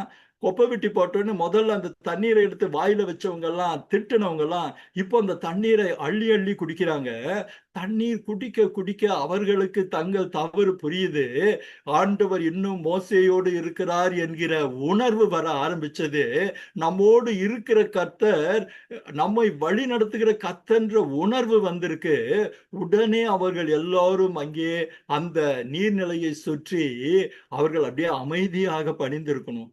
ஒருவேளை அவர்களுடைய அவ்விசுவாசத்தை குறித்து, தடுமாற்றத்தை குறித்து ஒரு குற்ற உணர்வு அவர்களுக்கு ஏற்பட்டு இருக்கக்கூடும். ஏன்னா அவர் சோதித்துன்னு சொன்னார்ல, அவர் அந்த சோதனையில அவர்களுடைய உண்மையான மனதின் போக்கு அவர்களுக்கே புரிய ஆரம்பித்தது. ஒருவேளை குற்ற மனப்பான்மையோடு இருக்கிற அவர்களை உணர்ந்த கர்த்தர் அதிலிருந்து வெளிவருவதற்கான ஒரு மாற்று வழியையும் சொல்லுகிறது தான் அந்த அடுத்த வரி. ஆனா என்னன்னா, ஒரே வசனத்துக்குள்ள அது வருது. அப்போ அந்த வசனத்தை பார்த்தீங்கன்னா, அவர், நீங்க அந்த வசனத்தில் இருக்க ஒவ்வொரு வார்த்தையும் பாருங்க. அவர் அங்கேயே அவர்களுக்கு ஒரு நியமத்தையும் கட்டளையையும் கட்டளையிட்டு அங்கே அவர்களை சோதித்து முன்னாடி வந்துருது. அப்போ அவர்கள் குற்ற மனப்பான்மையோடு இருந்த அவர்களுக்கு ஆண்டவர் ஒரு காரியத்தை சொல்றாரு. அந்த காரியம் என்னன்னு கேட்டீங்கன்னா, நீ உன் தேவனாகிய, இது பாத்தீங்கன்னா இது சொல்லுகிற ஒரு காரியம் என்னன்னா, பின்னாடி பின்பாக சீனாய் மலையில நியாயப்பிரமாணத்தை கொடுப்பதற்கு முன்பு அவர்கள் எப்படியெல்லாம் தங்கள் வாழ்க்கையில் இருக்க வேண்டும் என்கிற ஒரு சட்டதிட்ட நியாயப்பிரமாணங்களை கொடுப்பதற்கு முன்பு அதனுடைய முன்ருசியாக முதல் நியமமாக இந்த வார்த்தையை சொல்லுகிறார். அந்த வார்த்தையில ரெண்டே ரெண்டு முக்கியமான ஒரு காரியங்கள் பாருங்க. நீ உன் தேவனாகிய கர்த்தரின் சத்தத்தை கவனமாய் கேட்டு. நல்லா கவனிங்க. நீ உன் தேவனாகிய கர்த்தரின் சத்தத்தை கவனமாய் கேட்டு அவருடைய வசனத்தை அவர் சொல்லுகிறத கேட்கணும். அவர் யார் மூலமா சொல்றாரு? மோசே மூலமா சொல்றாரு. அவர் சொல்வதை கேட்டு அவர் பார்வைக்கு செம்மையானவைகளை செய்து, அவர் சொல்லுகிறபடி செய்து, அவருடைய நான் பின்பாக கொடுக்க போற நியமங்கள் யாவையும் நீ கை கொண்டால். இன்னைக்கு ஒரு கட்டளை தான். ஆனா இன்றைக்கு சொன்ன கட்டளை என்ன? அவர் சத்தத்தை கேட்கணும், அவர் பார்வைக்கு செம்மையானதை செய்யணும், அவர் கட்டளைகளுக்கு எதிர்நாட்களில் செவி கொடுத்தால், அவற்றை நீ கை கொண்டால். என்ன வாக்குத்தத்தம் பண்றாரு? ஒருவேளை உபாகமம் 28 அதிகாரம் கூட இந்த நேரத்தில் உங்க மனதிலே தோன்றினா தப்பு கிடையாது. நான் எகிப்தியருக்கு வரப்பண்ணின வியாதிகளில் ஒன்றையும் உனக்கு வரப்பண்ணேன், நானே உன் பரிகாரியாகிய கர்த்தர். அப்போ என்னன்னா, அவர்கள் மனதில பலவிதமான பிரம்மைகள் வந்திருக்க கூடும். ஐயோ, நம்ம தண்ணி இல்லாம போறோமே, நமக்கு இந்த பிரச்சனை வந்தா என்ன இருக்குது, நமக்கு இப்படி இருந்தப்பதான் ஒரு தடவை அப்படியாச்சு.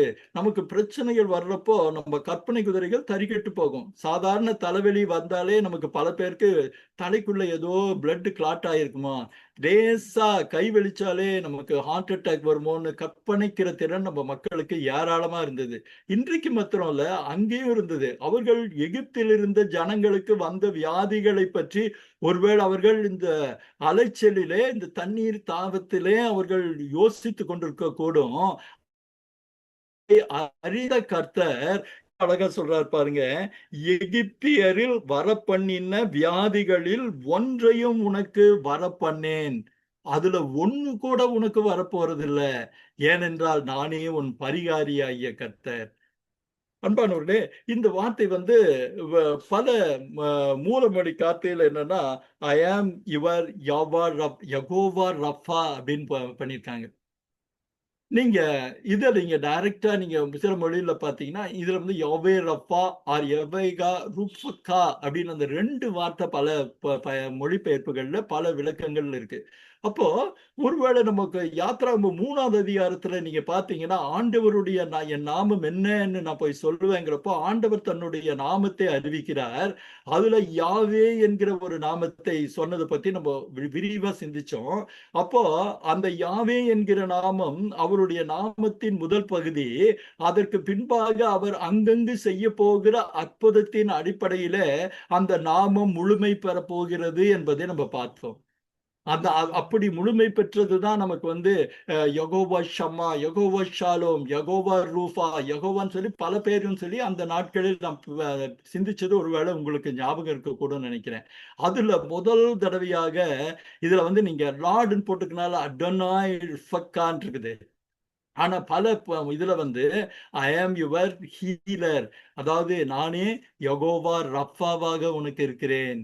ஆண்டவர் தன்னுடைய நாமத்தின் இன்னொரு அழகான பரிமாணத்தை காட்டுகிறார். இந்த ஹீலர் வந்து வெறும் உடம்பு மாத்திரம் சரி பண்ற ஒரு ஹீலர் இல்ல, சரீர பலவீனங்களை மாத்திரம் சரி பண்றவர் அல்ல, அவர் சூழ்நிலைகளை மாற்றுகிறவர். யெகோவா ருஃபக்கா.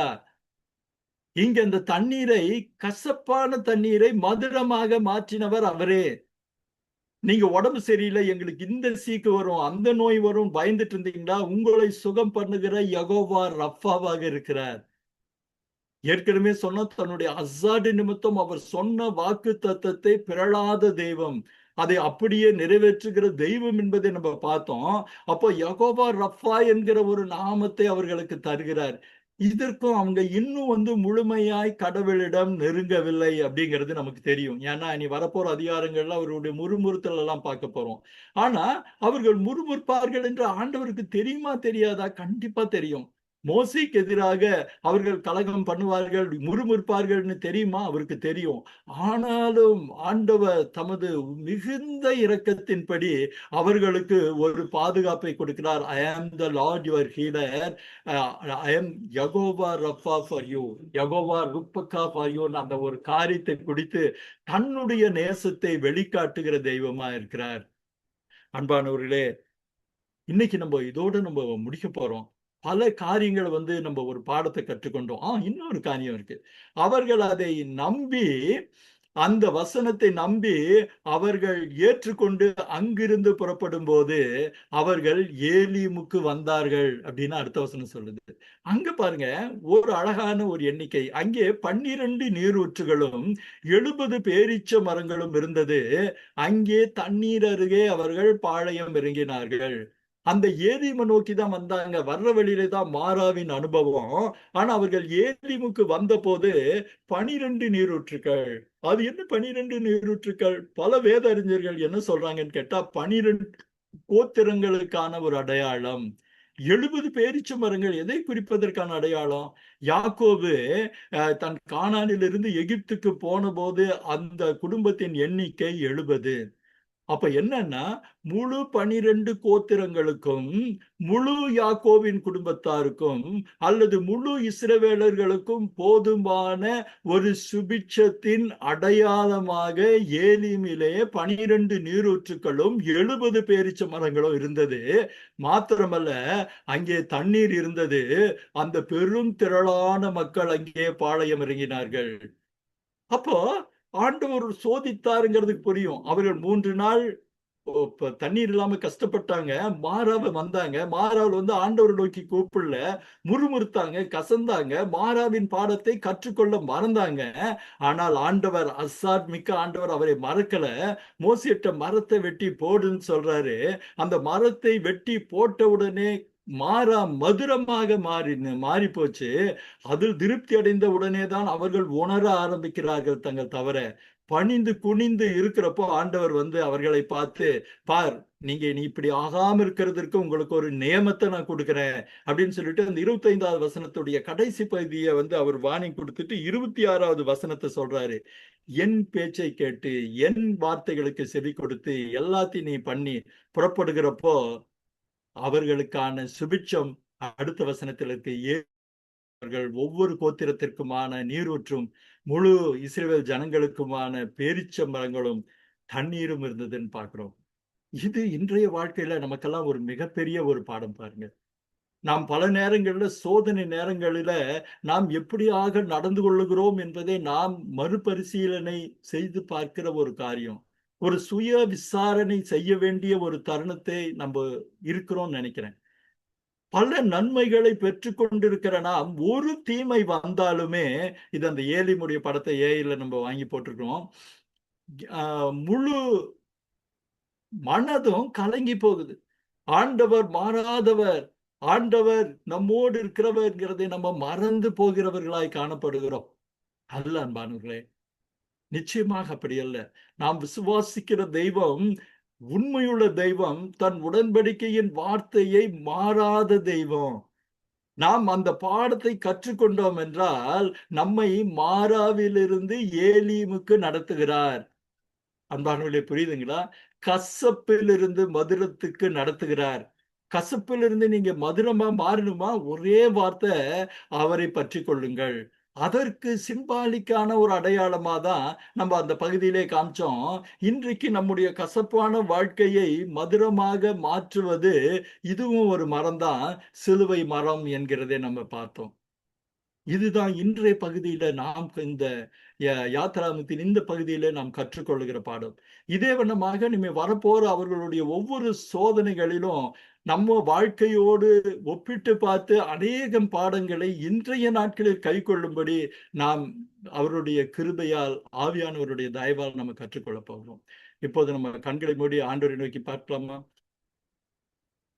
பரிசுத்தமான அன்பின் ஆண்டவரே, கிருபையின் தகப்பனே, விசுவாசத்தை பார்த்தோம், காரியங்களை பார்த்தோம். எல்லாவற்றை விட சுவாமி, மாறாவிலிருந்து ஏலீமுக்கு என்கிற ஒரு மிகப்பெரிய பாடத்தை பார்த்தோம். ஆம் ஆண்டவரே, மாறாவின் அனுபவம் ஒரு வகுப்பறையின் பாடத்தை போல எங்களுக்கு இருக்கிறது சுவாமி.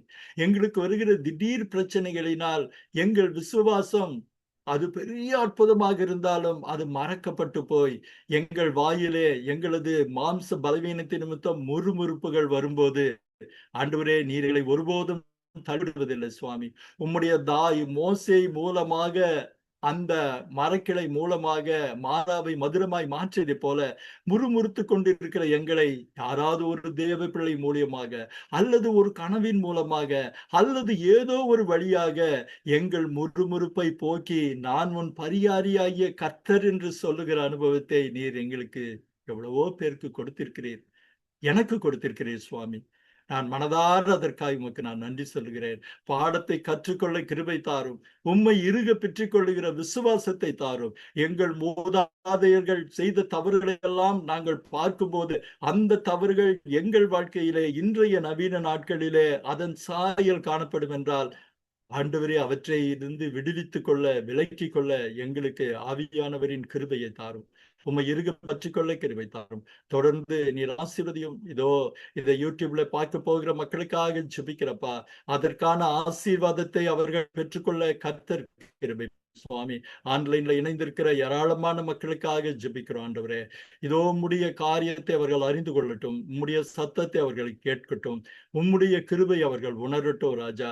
இதோ இந்த சனி மாலையிலே 1 மணி நேரம் உன் பாதத்தண்டியிலே தரித்திருந்தது நல்லது. அநேகம் காரியங்களை கர்த்தர் எனக்கு உணர்த்தினார் என்று அவர்கள் மனதிலே எண்ணம் வந்தால் அதைவிட பெரிய காரியம் வேறு ஒன்றுமில்லை சுவாமி. ஒவ்வொருவரையும் நீர் ஆசீர்வதியும். இதோ 25 வாரங்களாக நாம் யாத்திராகமத்திலே இருக்கிறோப்பா. தொடர்ந்து நீர் அனுமதிக்கும் வரை இன்னும் ஆழமான சத்தியங்களை அறிந்து கொள்ள கற்றுக்கொள்ள எங்கள் கண்களையும் மனதையும் திறந்துள்ளோம். இதோ இந்த நிகழ்ச்சி நிகழ்கிற ஒவ்வொருவரையும் நீர் ஆசீர்வதியும். நீர் எல்லாவற்றுக்கும் பொறுப்பெடுத்துக் கொள்ளும் சுவாமி. எல்லா விண்ணப்பங்களையும் அன்பின் ஆண்டவர் அருள்நாதர் இயேசுவின் அற்புதமான நாமத்திலே பாதம் பணிந்து ஜெபங்களை ஏறெடுக்கிறோம். அப்பா லோகிம். ஆமேன், ஆமேன், ஆமேன். அன்பானவர்களே, இனி இது உங்கள் நேரம். உங்கள் கருத்துக்களை நீங்க தயவா பகிர்ந்துக்கலாம். சொல்லுங்க. ரொம்ப ரொம்ப நல்லா இருந்துச்சு, அருமையாக இருந்துச்சு. நிறையா கனெக்ஷன்ஸ். அந்த 12 நீரூற்றுகள் 70 பேரிச்சம்பழங்களோட அந்த கம்பேரிசன் கூட ரொம்ப ஆச்சரியமான இருந்துச்சு. சாதாரணமாக பாடல்கள் பாடிட்டு வரோம், மாறாவின் தண்ணீரை மதுரமாக மாற்றி அப்படி பாடிடுவோம். இன்றைக்கி தான் அதோட அர்த்தம் தெரிஞ்சு. அது அந்த சிலுவை மரத்துக்கு அதோட கனெக்ஷனை நீங்கள் சொன்னதில் எல்லாத்துக்கும் ஒரு ஒரு ஒரு ரிலேட்டிவ் இது இருக்குது, இல்லாமல் இல்லை. Everything has reason. நல்ல ஒரு ஆழமாக படிக்கிறப்ப நிறைய காரியங்களை கற்றுக் கொடுத்தீங்க. மிரியாமோட வாழ்க்கை, அதனுடைய மாறுதல், அவங்க எடுத்துக்கிட்ட ஒரு தீர்க்கதரிசியாக இருந்தாலும் கூட அவளையும் மோசைக்கு எதிராக போகிற டைமில் ஆண்டவர் தண்டிச்சிருக்காரு. பழையபடி இது வந்திருக்குது. அவங்களுக்கு ஒரு பாத்திரம், எல்லா பாத்திரத்தையும் பயன்படுத்தியிருக்காங்க. எல்லாமே வேதத்தில் உண்மையும் எல்லா உண்மையும் போட்டிருக்காங்க, எதையும் மறைக்கவில்லை. அது ஒன்று, அதுதான் ரொம்ப முக்கியம். ஒருவேளை அது மற்றவங்க பார்வையில் தவறாக தெரிஞ்சு நம்மளை கிண்டல் பண்ணுற அளவுக்கு போனால் கூட அது கவலை இல்லை. ஆண்டவர் எதை சொல்ல நினைக்கிறாரு அது சொல்கிறாரு. ரொம்ப முக்கியமாக நீங்கள் அந்த இதை சொன்ன உடனே இதை மதுரமாக மாற்றின உடனே கீழே நான் படித்து பார்த்துட்டே இருந்ததுக்கப்புறம் நான் யோசித்தேன். எனக்கு அது உபாகமம் ஞாபகம் வந்தோன்னு நீங்கள் அதை கரெக்டாக சொன்னீங்க. எதையுமே எந்த ஒரு ஆசீர்வாதத்துக்கு பின்னாடியுமே ஒரு கண்டிஷன் இருக்கும், அதை கடைப்பிடிக்க வேண்டிய கண்டிஷன். அது ரொம்ப ரொம்ப முக்கியம். வாழ்க்கையில் எல்லா காரியத்துலேயுமே ஆண்டவர் நம்மளுக்கு ஒரு இது வச்சுருக்காருன்னா ஒரு கண்டிஷனை வச்சுருக்காருங்கிறது ரொம்ப முக்கியம். ரொம்ப தெளிவான விளக்கம்ன்றது. ரொம்ப ரொம்ப நன்றி. ஆண்டவர் ஆசீர்வதிக்கட்டும். நான் அநேகர் இதை கேட்டு பிரயோஜனம் பண்ணிக்கும் 2 பேர்ட்டு நான் சொல்லியிருக்கேன். அநேகமாக கலந்துருப்பாங்கன்னு நினைக்கிறேன். கலந்தாங்களா இல்லையா நான் பார்க்கல, சொல்லியிருக்கேன். Okay brother, thank you brother. Okay brother, thank you.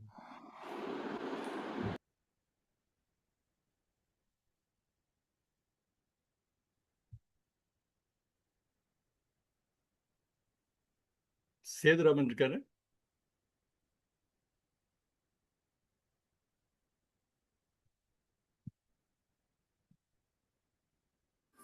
அண்ணா எலிசபெத் அண்ணா. அண்ணா ரொம்ப சூப்பராக இருந்துச்சு அண்ணா. வழக்கம் போல் இன்னைக்கு மிரியாம் பற்றி நிறைய விஷயங்கள் ஆல்ரெடி தெரிஞ்சிருந்தாலும் நமக்கு அவங்க எந்த அளவுக்கு மோசையை அவங்க காப்பாற்றும் போது அவங்களுக்கு தெரியாது இவ்வளோ பெரிய சால்வேஷன் மோசை மூலமாக நடக்கும்னு சொல்லி. அதெல்லாம் அவங்க அந்த எப்படி எக்ஸ்ப்ரெஸ் பண்ணியிருப்பாங்க, அந்த பாட்டு மிரியாமோட ஃபீலிங் எப்படி இருந்திருக்கும் எல்லாமே புரிஞ்சதுண்ணா. ரொம்ப நல்லா இருந்துச்சுண்ணா. அது நீங்கள் சொன்ன விதங்கள், அந்த ஸ்டோரியை நாங்கள் திரும்பி அந்த யாத்ராகமத்துக்குள்ளே திரும்பி போன மாதிரி ரொம்ப அருமையாக இருந்துச்சுண்ணா. அப்புறம் அதுக்கப்புறம் நம்ம பார்த்த எல்லா விஷயங்களுமே ரொம்ப அருமையாக இருந்துச்சு. வனாந்திரத்தில் வந்து ஆண்டவர் எப்படி வந்து அவங்களுக்கு அந்த கசப்பான நீரை மதுரமாக மாற்றினாரு, அது எப்படி சிலுவைக்கு ஒப்பிடப்பட்டிருக்குது, அப்படி அதுவும் ரொம்ப ஆச்சரியமாக சந்தோஷமாக இருக்கு. அந்த இஸ்ரேல் ஜனங்களுடைய ஒவ்வொரு செய்கையிலையும் நம்ம அடையாளப்படுத்தி பார்க்கலாம். நம்மளுடைய முகத்தை அவங்களுடைய செயலை பார்க்கலாம். ஆமா, நம்ம அவங்க முறுமுறுக்கிறது வந்து எப்படி நம்மளுடைய நம்ம அடிக்கடி அவிசுவாசத்திலிருந்து மாறுவோம். விசுவாசம் வரைக்கும் அதான் அவங்கள வந்து நம்ம அடையாளப்படுத்திக்கலாங்கிறது தான் யாத்திராமத்துடைய ஒரு விசேஷமே. ஆனா கடவுளுடைய அசாட், அந்த மாறாத அன்பு, உடன்படிக்கையின் அன்பு நம்ம பின்னாடி இருந்து நம்மளை தூக்கி விட்டுட்டே இருக்கு. ஆமாண்ணா. ஆண்டவர் வந்து அவங்க முறுமுறுத்தாலும் திரும்பியும் வந்து அந்த ஹசாடை அவங்களுக்கு வெளிப்படுத்தினாரு அப்படின்னு நீங்கள் சொன்னது வந்து உண்மையிலே வந்து ஆண்டவர் எவ்வளோ அன்பாக இருக்கிறாரு, எவ்வளோ பொறுமையாக இருக்காரு தம்முடைய மக்கள் மேலே அப்படின்றது உணர முடியுதுண்ணா.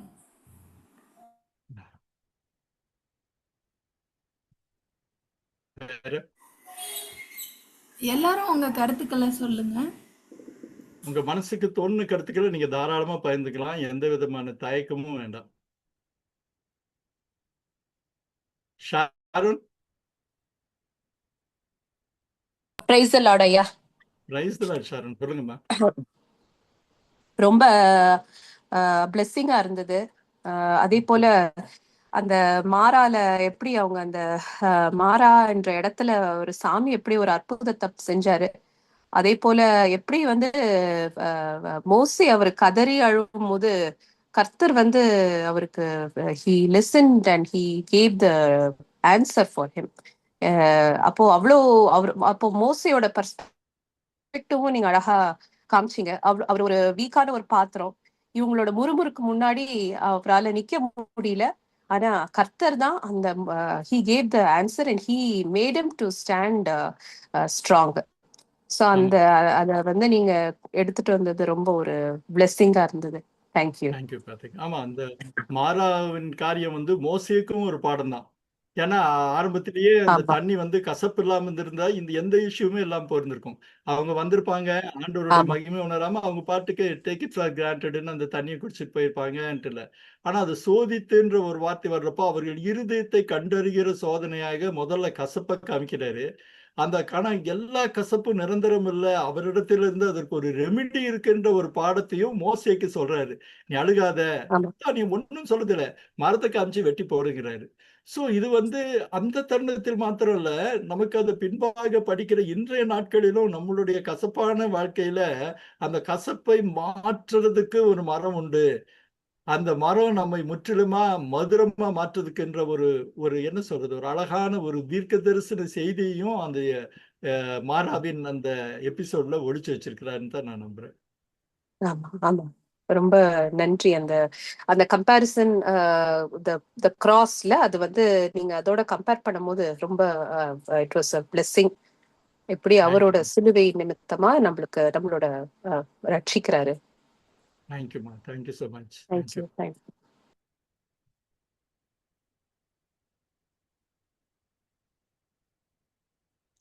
Bobby Samuel. பாபி சொல்லுங்க பாபி. தேங்க்யூ. கருத்து உங்களுடைய இன்றைய சர்மன்ல எனக்கு பிடிச்ச ஒண்ணு, நீங்க யூஸ் பண்ண வார்த்தை ஹெசட். சரிங்க, ஆக்சுவலா வந்து தட் ஷுட் பி ப்ரொனவுன்ஸ்ட் எப்படின்னு கேட்டீங்கன்னா CHESED. இதை வந்து கெசட்னு நம்ம ஆங்கிலத்தில் ப்ரொனவுன்ஸ் பண்ணுவோம். பட் அந்த சி வந்து சைலண்ட்ல இருக்கணுங்க. ஹே, அதாவது உள்ளத்தின் ஆழத்திலிருந்து ஹெசட். என்னோட டிபி பாருங்க, எல்லாரும் பாருங்க.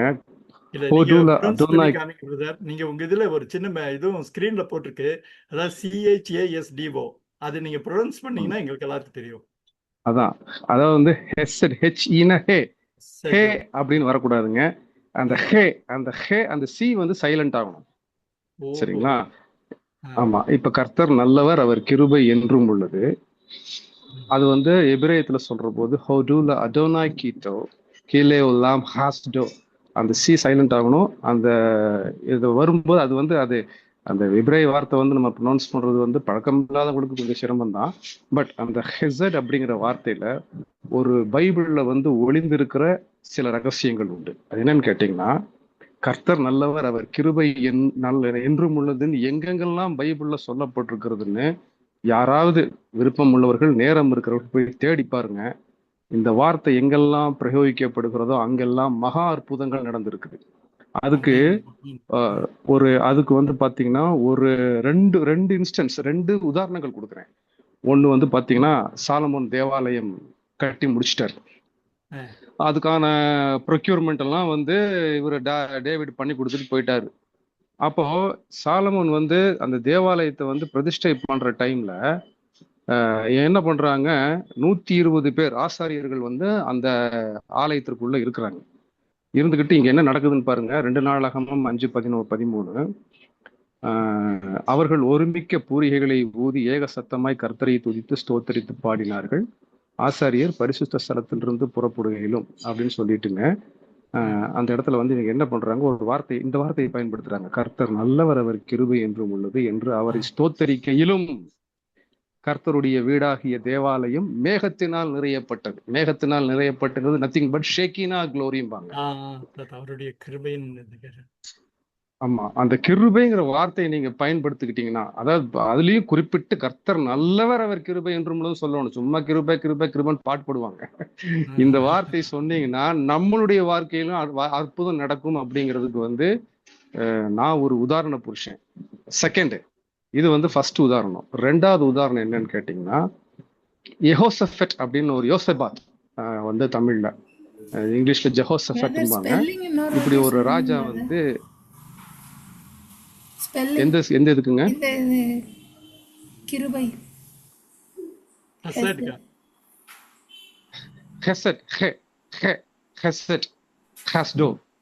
அந்த இடத்துல உருமுன மாதிரி, அதாவது உள்ளத்துல அந்த இது காத்து மாதிரி வந்து வரணும். ஹெசட்னு வெறும் ஹெசட்னு சொல்லலாம், பட் அது வந்து ப்ராப்பர் ப்ரொனன்சியேஷன் கிடையாது. ஓகேங்களா? ஸோ எதுலைங்க இல்ல சிஎஸ் ஜட் வராதுப்பா. ஜட் இல்ல, வெறும் ஸ்பெல் பண்ணிருக்காங்க ஸ்கிரீன்ல. சிஎஸ்இ ஜட்இடின்னு போட்டிருக்காங்க. அது வெறும் எஸ் தான் வரும்னு நினைக்கிறேன். ஹெசட். இப்ப பாருங்க, சிஹெச்இஎஸ்சிடி, சிஹெச்இஎஸ்சிடி அது வந்து கரெக்ட் தான். ஹெசட் அப்படி ப்ரொனவுன்ஸ் பண்ணிக்கலாம். அடுத்தது செகண்ட், 2வது ஒரு உதாரணத்தை சொல்றேன். யோசபாத் என்கின்ற ஒரு ராஜா வந்து போருக்கு போறான். அதாவது இஸ்ரேலை சுத்தி வந்து பாத்தீங்கன்னா அம்மோனியர்களும் மோவாபியர்களும் பயங்கரமான ஒரு பாளையத்தை வந்து பாத்தீங்கன்னா வச்சு இஸ்ரேலை வந்து எப்படியாவது தாக்கணும்னு முடிவு பண்ணிட்டு இருக்கிற போது யோசபாத் வந்து உண்மையிலே பயந்துருப்பான். அப்ப என்ன பண்ணுவான்னு கேட்டீங்கன்னா, பாடகர்களையும் துதி செலுத்துகிற ஆசார்களையும் வந்து முன்னிறுத்திட்டு இந்த வார்த்தையை சொல்லுவான். எந்த வார்த்தை? கர்த்தர் நல்லவர், அவர் கிருபை என்றும் உள்ளது என்று சொல்லும் பாடகர்களை நிறுத்தினான்னு அந்த இடத்துல இருக்கும். ராஜாக்கள் புஸ்தகத்துல நீங்க படிக்கலாம். அந்த பாடகர்களையும் ஆசாரிகள் நிறுத்தி இந்த வார்த்தையை சொன்ன உடனே என்ன ஆகும் தெரியுங்களா? இவனுங்களுக்குள்ளேயே சண்டை போட்டுக்குவானுங்க. யாரு? மோவாபியர்கள் அம்மோனியர்களும் சண்டை போட்டு இவனுக்குள்ளேயே வெட்டிக்கிட்டு ரத்தம் ஆறா ஓடும். அதுக்கப்புறம் அடுத்த நாள் என்ன பண்ணுவாங்க, அந்த ஸ்பாயில்ஸ், அதாவது அந்த கொள்ளை பொருட்களை போய் வந்து பாத்தீங்கன்னா கொள்ளாடிட்டு வருவாங்க.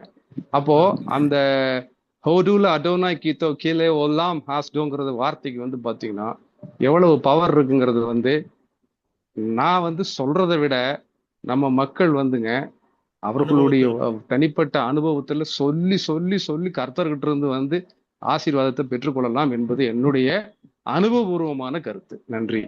அருமை பிரதர், அருமை. எனக்கு நீங்க சொன்னதுல அந்த ஹே அப்படின்னு ஆரம்பிக்குது இல்லைங்களா, அந்த ஹேங்கிறது உள்ளுக்குள்ள அந்த ஹார்ட்ல இருந்து அந்த மூச்சோட வரக்கூடிய ஒரு ப்ரொனன்சியேஷன் சொன்னீங்களா, அது இன்னும் ரொம்ப ரொம்ப ஆப்டா, ரொம்ப சந்தோஷமா இருந்த ஹேசட். அப்போ அந்த மனசின் ஆழத்திலிருந்து வருகிற ஒரு வார்த்தைங்கிறது இன்னும் ரொம்ப சிறப்பா இருந்துச்சு பிரதர். ரொம்ப சந்தோஷம். அப்புறம் இன்னொரு விஷயம் இருக்குதுங்க, அது மற்றவங்களையும் பேசணுங்கிறதுக்காக நான் சொல்லலை, பட் இருந்தாலும் சுருக்கமா சொல்லிடுறேன்.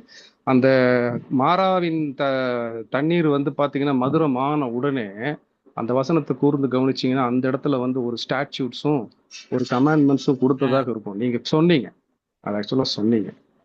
அந்த இடத்துல வந்து பாத்தீங்கன்னா சின்னதா ஒரு லா கொடுத்துட்டாரு ஆண்டவர் மோசேக்கு. சொல்லிட்டு இதை வச்சு நான் உன்னை சோதிக்க போறேன்னு சொல்றாரு. I will test you, I will prove யூன்னு இருக்காரு. இருதயங்களை சோதி தருகிறார். ஆமா ஆமா, அப்படி ஐ வில் ப்ரூவ், அதை இதன் மூலமா நான் அவங்களை சோதிப்பேன்னு சொல்றாரு. அந்த இடத்துல வந்து பாத்தீங்கன்னா நீங்க வந்து அதுக்கு ஒரு வசனம் கூட கொடுத்தீங்க, சாரி, அதுக்கு ஒரு விளக்கம் கூட கொடுத்தீங்க. சரிங்களா? அதாவது அந்த வார்த்தைக்கு வந்து பார்த்தீங்கன்னா ஐ வில் ப்ரூவ் தெம் அப்படிங்கிறதுக்கு நீங்க யூஸ் பண்ண வார்த்தை வந்து நிசான்னு சொன்னீங்க. ஆக்சுவலா நவ்சா. நைஸ். நவ்சா. நைசாவா நிசாவா என்ன சொன்னீங்க? ஆமாமா, நவ்சா. அது ஆக்சுவலா NISSANI நம்ம இங்கிலீஷ்ல ஆமா, போட்டோம். அதை அப்படி ப்ரொனவுன்ஸ் பண்ண நவ்சா. நவ்சா. நவ்சா. நவ் அப்படிம்பாங்க. NAWSAW அந்த மாதிரி ப்ரொனவுன்ஸ் பண்ணணும். ஓகே ஆமா. brother. இதுல என்ன பியூட்டின்னு கேட்டீங்கன்னா, அங்க ஒரு சட்ட திட்டங்களை ஆல்ரெடி கொடுத்துட்டாரு ஆண்டவர். இது வந்து பாத்தீங்கன்னா சைனாய், மவுண்ட் சைனாயில வந்து அவங்க அந்த 10 கமாண்ட்மெண்ட்ஸ் வாங்குற வரைக்கும் அதை ஃபாலோ பண்ணணும். இப்போ இன்னொரு பியூட்டி என்னன்னு கேட்டீங்கன்னா, இன்னொரு டிப்ஸ் கொடுக்குறேன். ஜஸ்ட் நான் வந்து பாத்தீங்கன்னா இந்த இடத்துல நீங்க தான் கியூரேட்டர், நீங்க தான் வந்து சொல்லணும். பட் இருந்தாலும்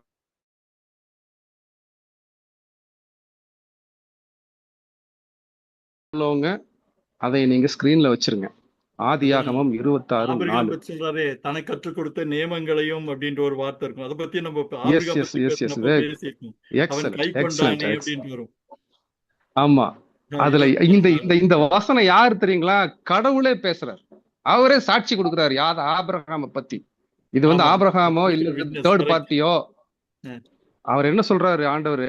ஆபிரகாம் என் சொல்லுக்கு கீழ்ப்படிந்து அவனை குறித்து ஆண்டவர் கொடுக்குற சாட்சி பாருங்க. ஆபிரகாம் என் சொல்லுக்கு கீழ்ப்படிந்து. இப்போ 1 by 1 நான் சொல்றேன் கேட்டுக்கோங்க. என் விதிகளையும், நம்பர் 1 என் விதிகளையும், நம்பர் 2 என் கற்பனைகளையும், நம்பர் 3 என் நியமங்களையும், நம்பர் 4 என் பிரமாணங்களையும் கை கொண்டபடியினால். அப்படின்னா மோசேக்கு மவுண்ட் சைனாயில கமாண்ட்மெண்ட் கிடைக்கிறதுக்கு முன்னாடியே ஆபிரகாமுக்கு கமாண்ட்மெண்ட்ஸ் வந்தாச்சு, டிக்ரீஸ் வந்தாச்சு. ஒரு நிமிஷம் பிரதர், ஆபிரகாம் பத்தி பேசினப்போ இதே வார்த்தையை நம்ம பேசணும். நீங்க சொன்ன இதே வார்த்தைய மோசே கொடுக்கறதுக்கு முன்னாடி இந்த மாதிரி ஒரு மோசை கொடுத்த அதே மொழியில அதே இதுல வந்து ஆபிரகாம பத்தி ஆண்டவர் சாட்சி சொல்றாருன்னு ஆபிரகாம் பத்தி நம்ம டிஸ்கஸ் பண்ணப்ப சொன்னோம். நீங்க அதையே திரும்ப சொல்றது கேட்கறப்ப ரொம்ப சந்தோஷமா இருக்கு.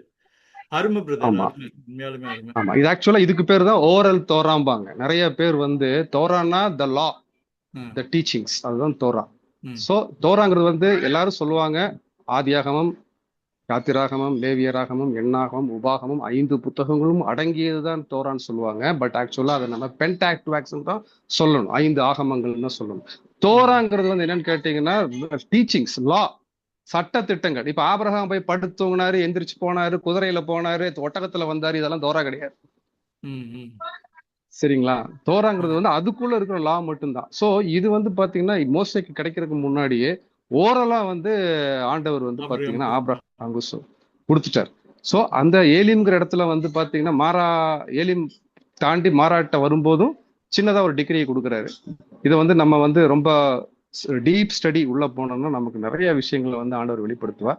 அதை வெளிப்படுத்துவதற்கு உண்டான ரூட், அதாவது வேறு வசனம் என்னன்னு கேட்டீங்கன்னா சங்கீதங்களின் புஸ்தகம் 119:18. அதாவது உம்முடைய வேதத்தில் உள்ள அதிசயங்களை எல்லாம் நான் பார்க்கும்படிக்கு என் கண்களை திறந்தருளும் அப்படின்னு சொல்லி காலையில நம்ம ஜெபத்தை ஜெபிச்சுக்கிட்டு பைபிளை தொட்டா ஆட்டோமேட்டிக்கா பைபிள் நம்ம படிக்க மாட்டோம், நமக்கு ஒருத்தர் சொல்லி கொடுக்கறத நம்ம உணர்வோம். அந்த சொல்லி கொடுக்கிறவர் வேற யாரும் இல்ல, ஆவியானவர். கண்டிப்பா. Thank you brother. தேங்க்யூ பிரதர், அருமையான input. Thank you brother, thank you so much. வேற யாராவது சொன்னீங்கன்னா முடிச்சிடலாம் நம்ம நிகழ்ச்சியை. வேற யாராவது கருத்து சொல்ல விரும்புனீங்கன்னா கருத்து சொன்னதுக்கு அப்புறம் நம்ம முடிச்சிடுவோம். பிரதர் சொல்லுங்க சொல்லுங்க. ஒன்றில் ரொம்ப சுருக்கமா சொல்றேன். அதாவது மரியாள் அவங்களுடைய பாடல் மேரிஸ் மேக்னிஃபிகேட், அது யூஸ்வலா அன்னாள் பாடின பாடலோட கம்பேர் பண்ணுவோம். ஆனா மிரியாம் பாடலோட நீங்க கம்பேர் பண்ணது கொஞ்சம் நல்லாவே இருந்தது. யூஸ்வலா இதை வந்து ரொம்ப ஆம்பிளிஃபை பண்ண மாட்டாங்க. மிரியாம் அண்ட் மரியாள் கம்பேர் பண்ண மாட்டாங்க. அன்னாலையும் மரியாளையும் தான் கம்பேர் பண்ணுவாங்க. சாமுவேலினுடைய தாயார் அன்னாலையும் மரியாளையும். ஆனா இது நல்லா இருந்தது. Thank you brother. Thank you so much. Thank you.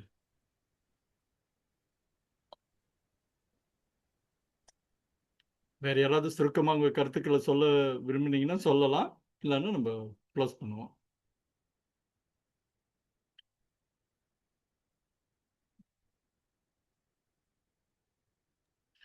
ஆனா ராஜசேகரன்லயே ப்ரேயர் பண்ண சொல்லிடலாம். Brother Closing prayer. ஒரு க்ளோசிங் ப்ரேயர் பண்ணிங்க பிரதர். Okay okay. கிருபையின் கர்த்தாவே, இந்த வேளையில் ஆண்டவரே நமக்கு முன்பாக எங்களை தாழ்த்துறோம்.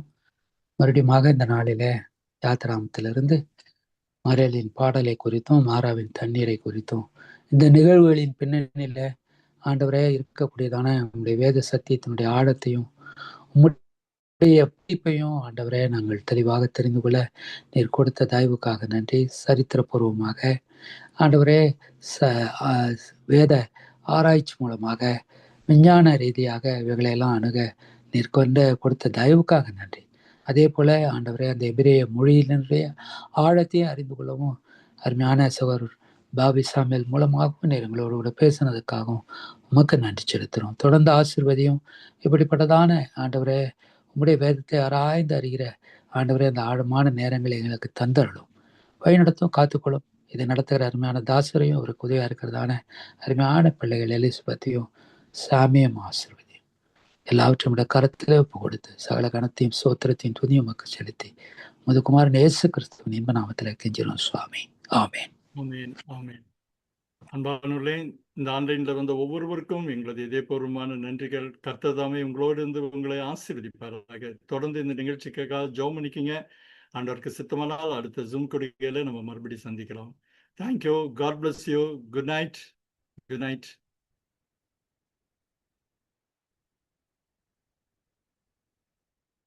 Thank you uncle. தேங்க்யூ.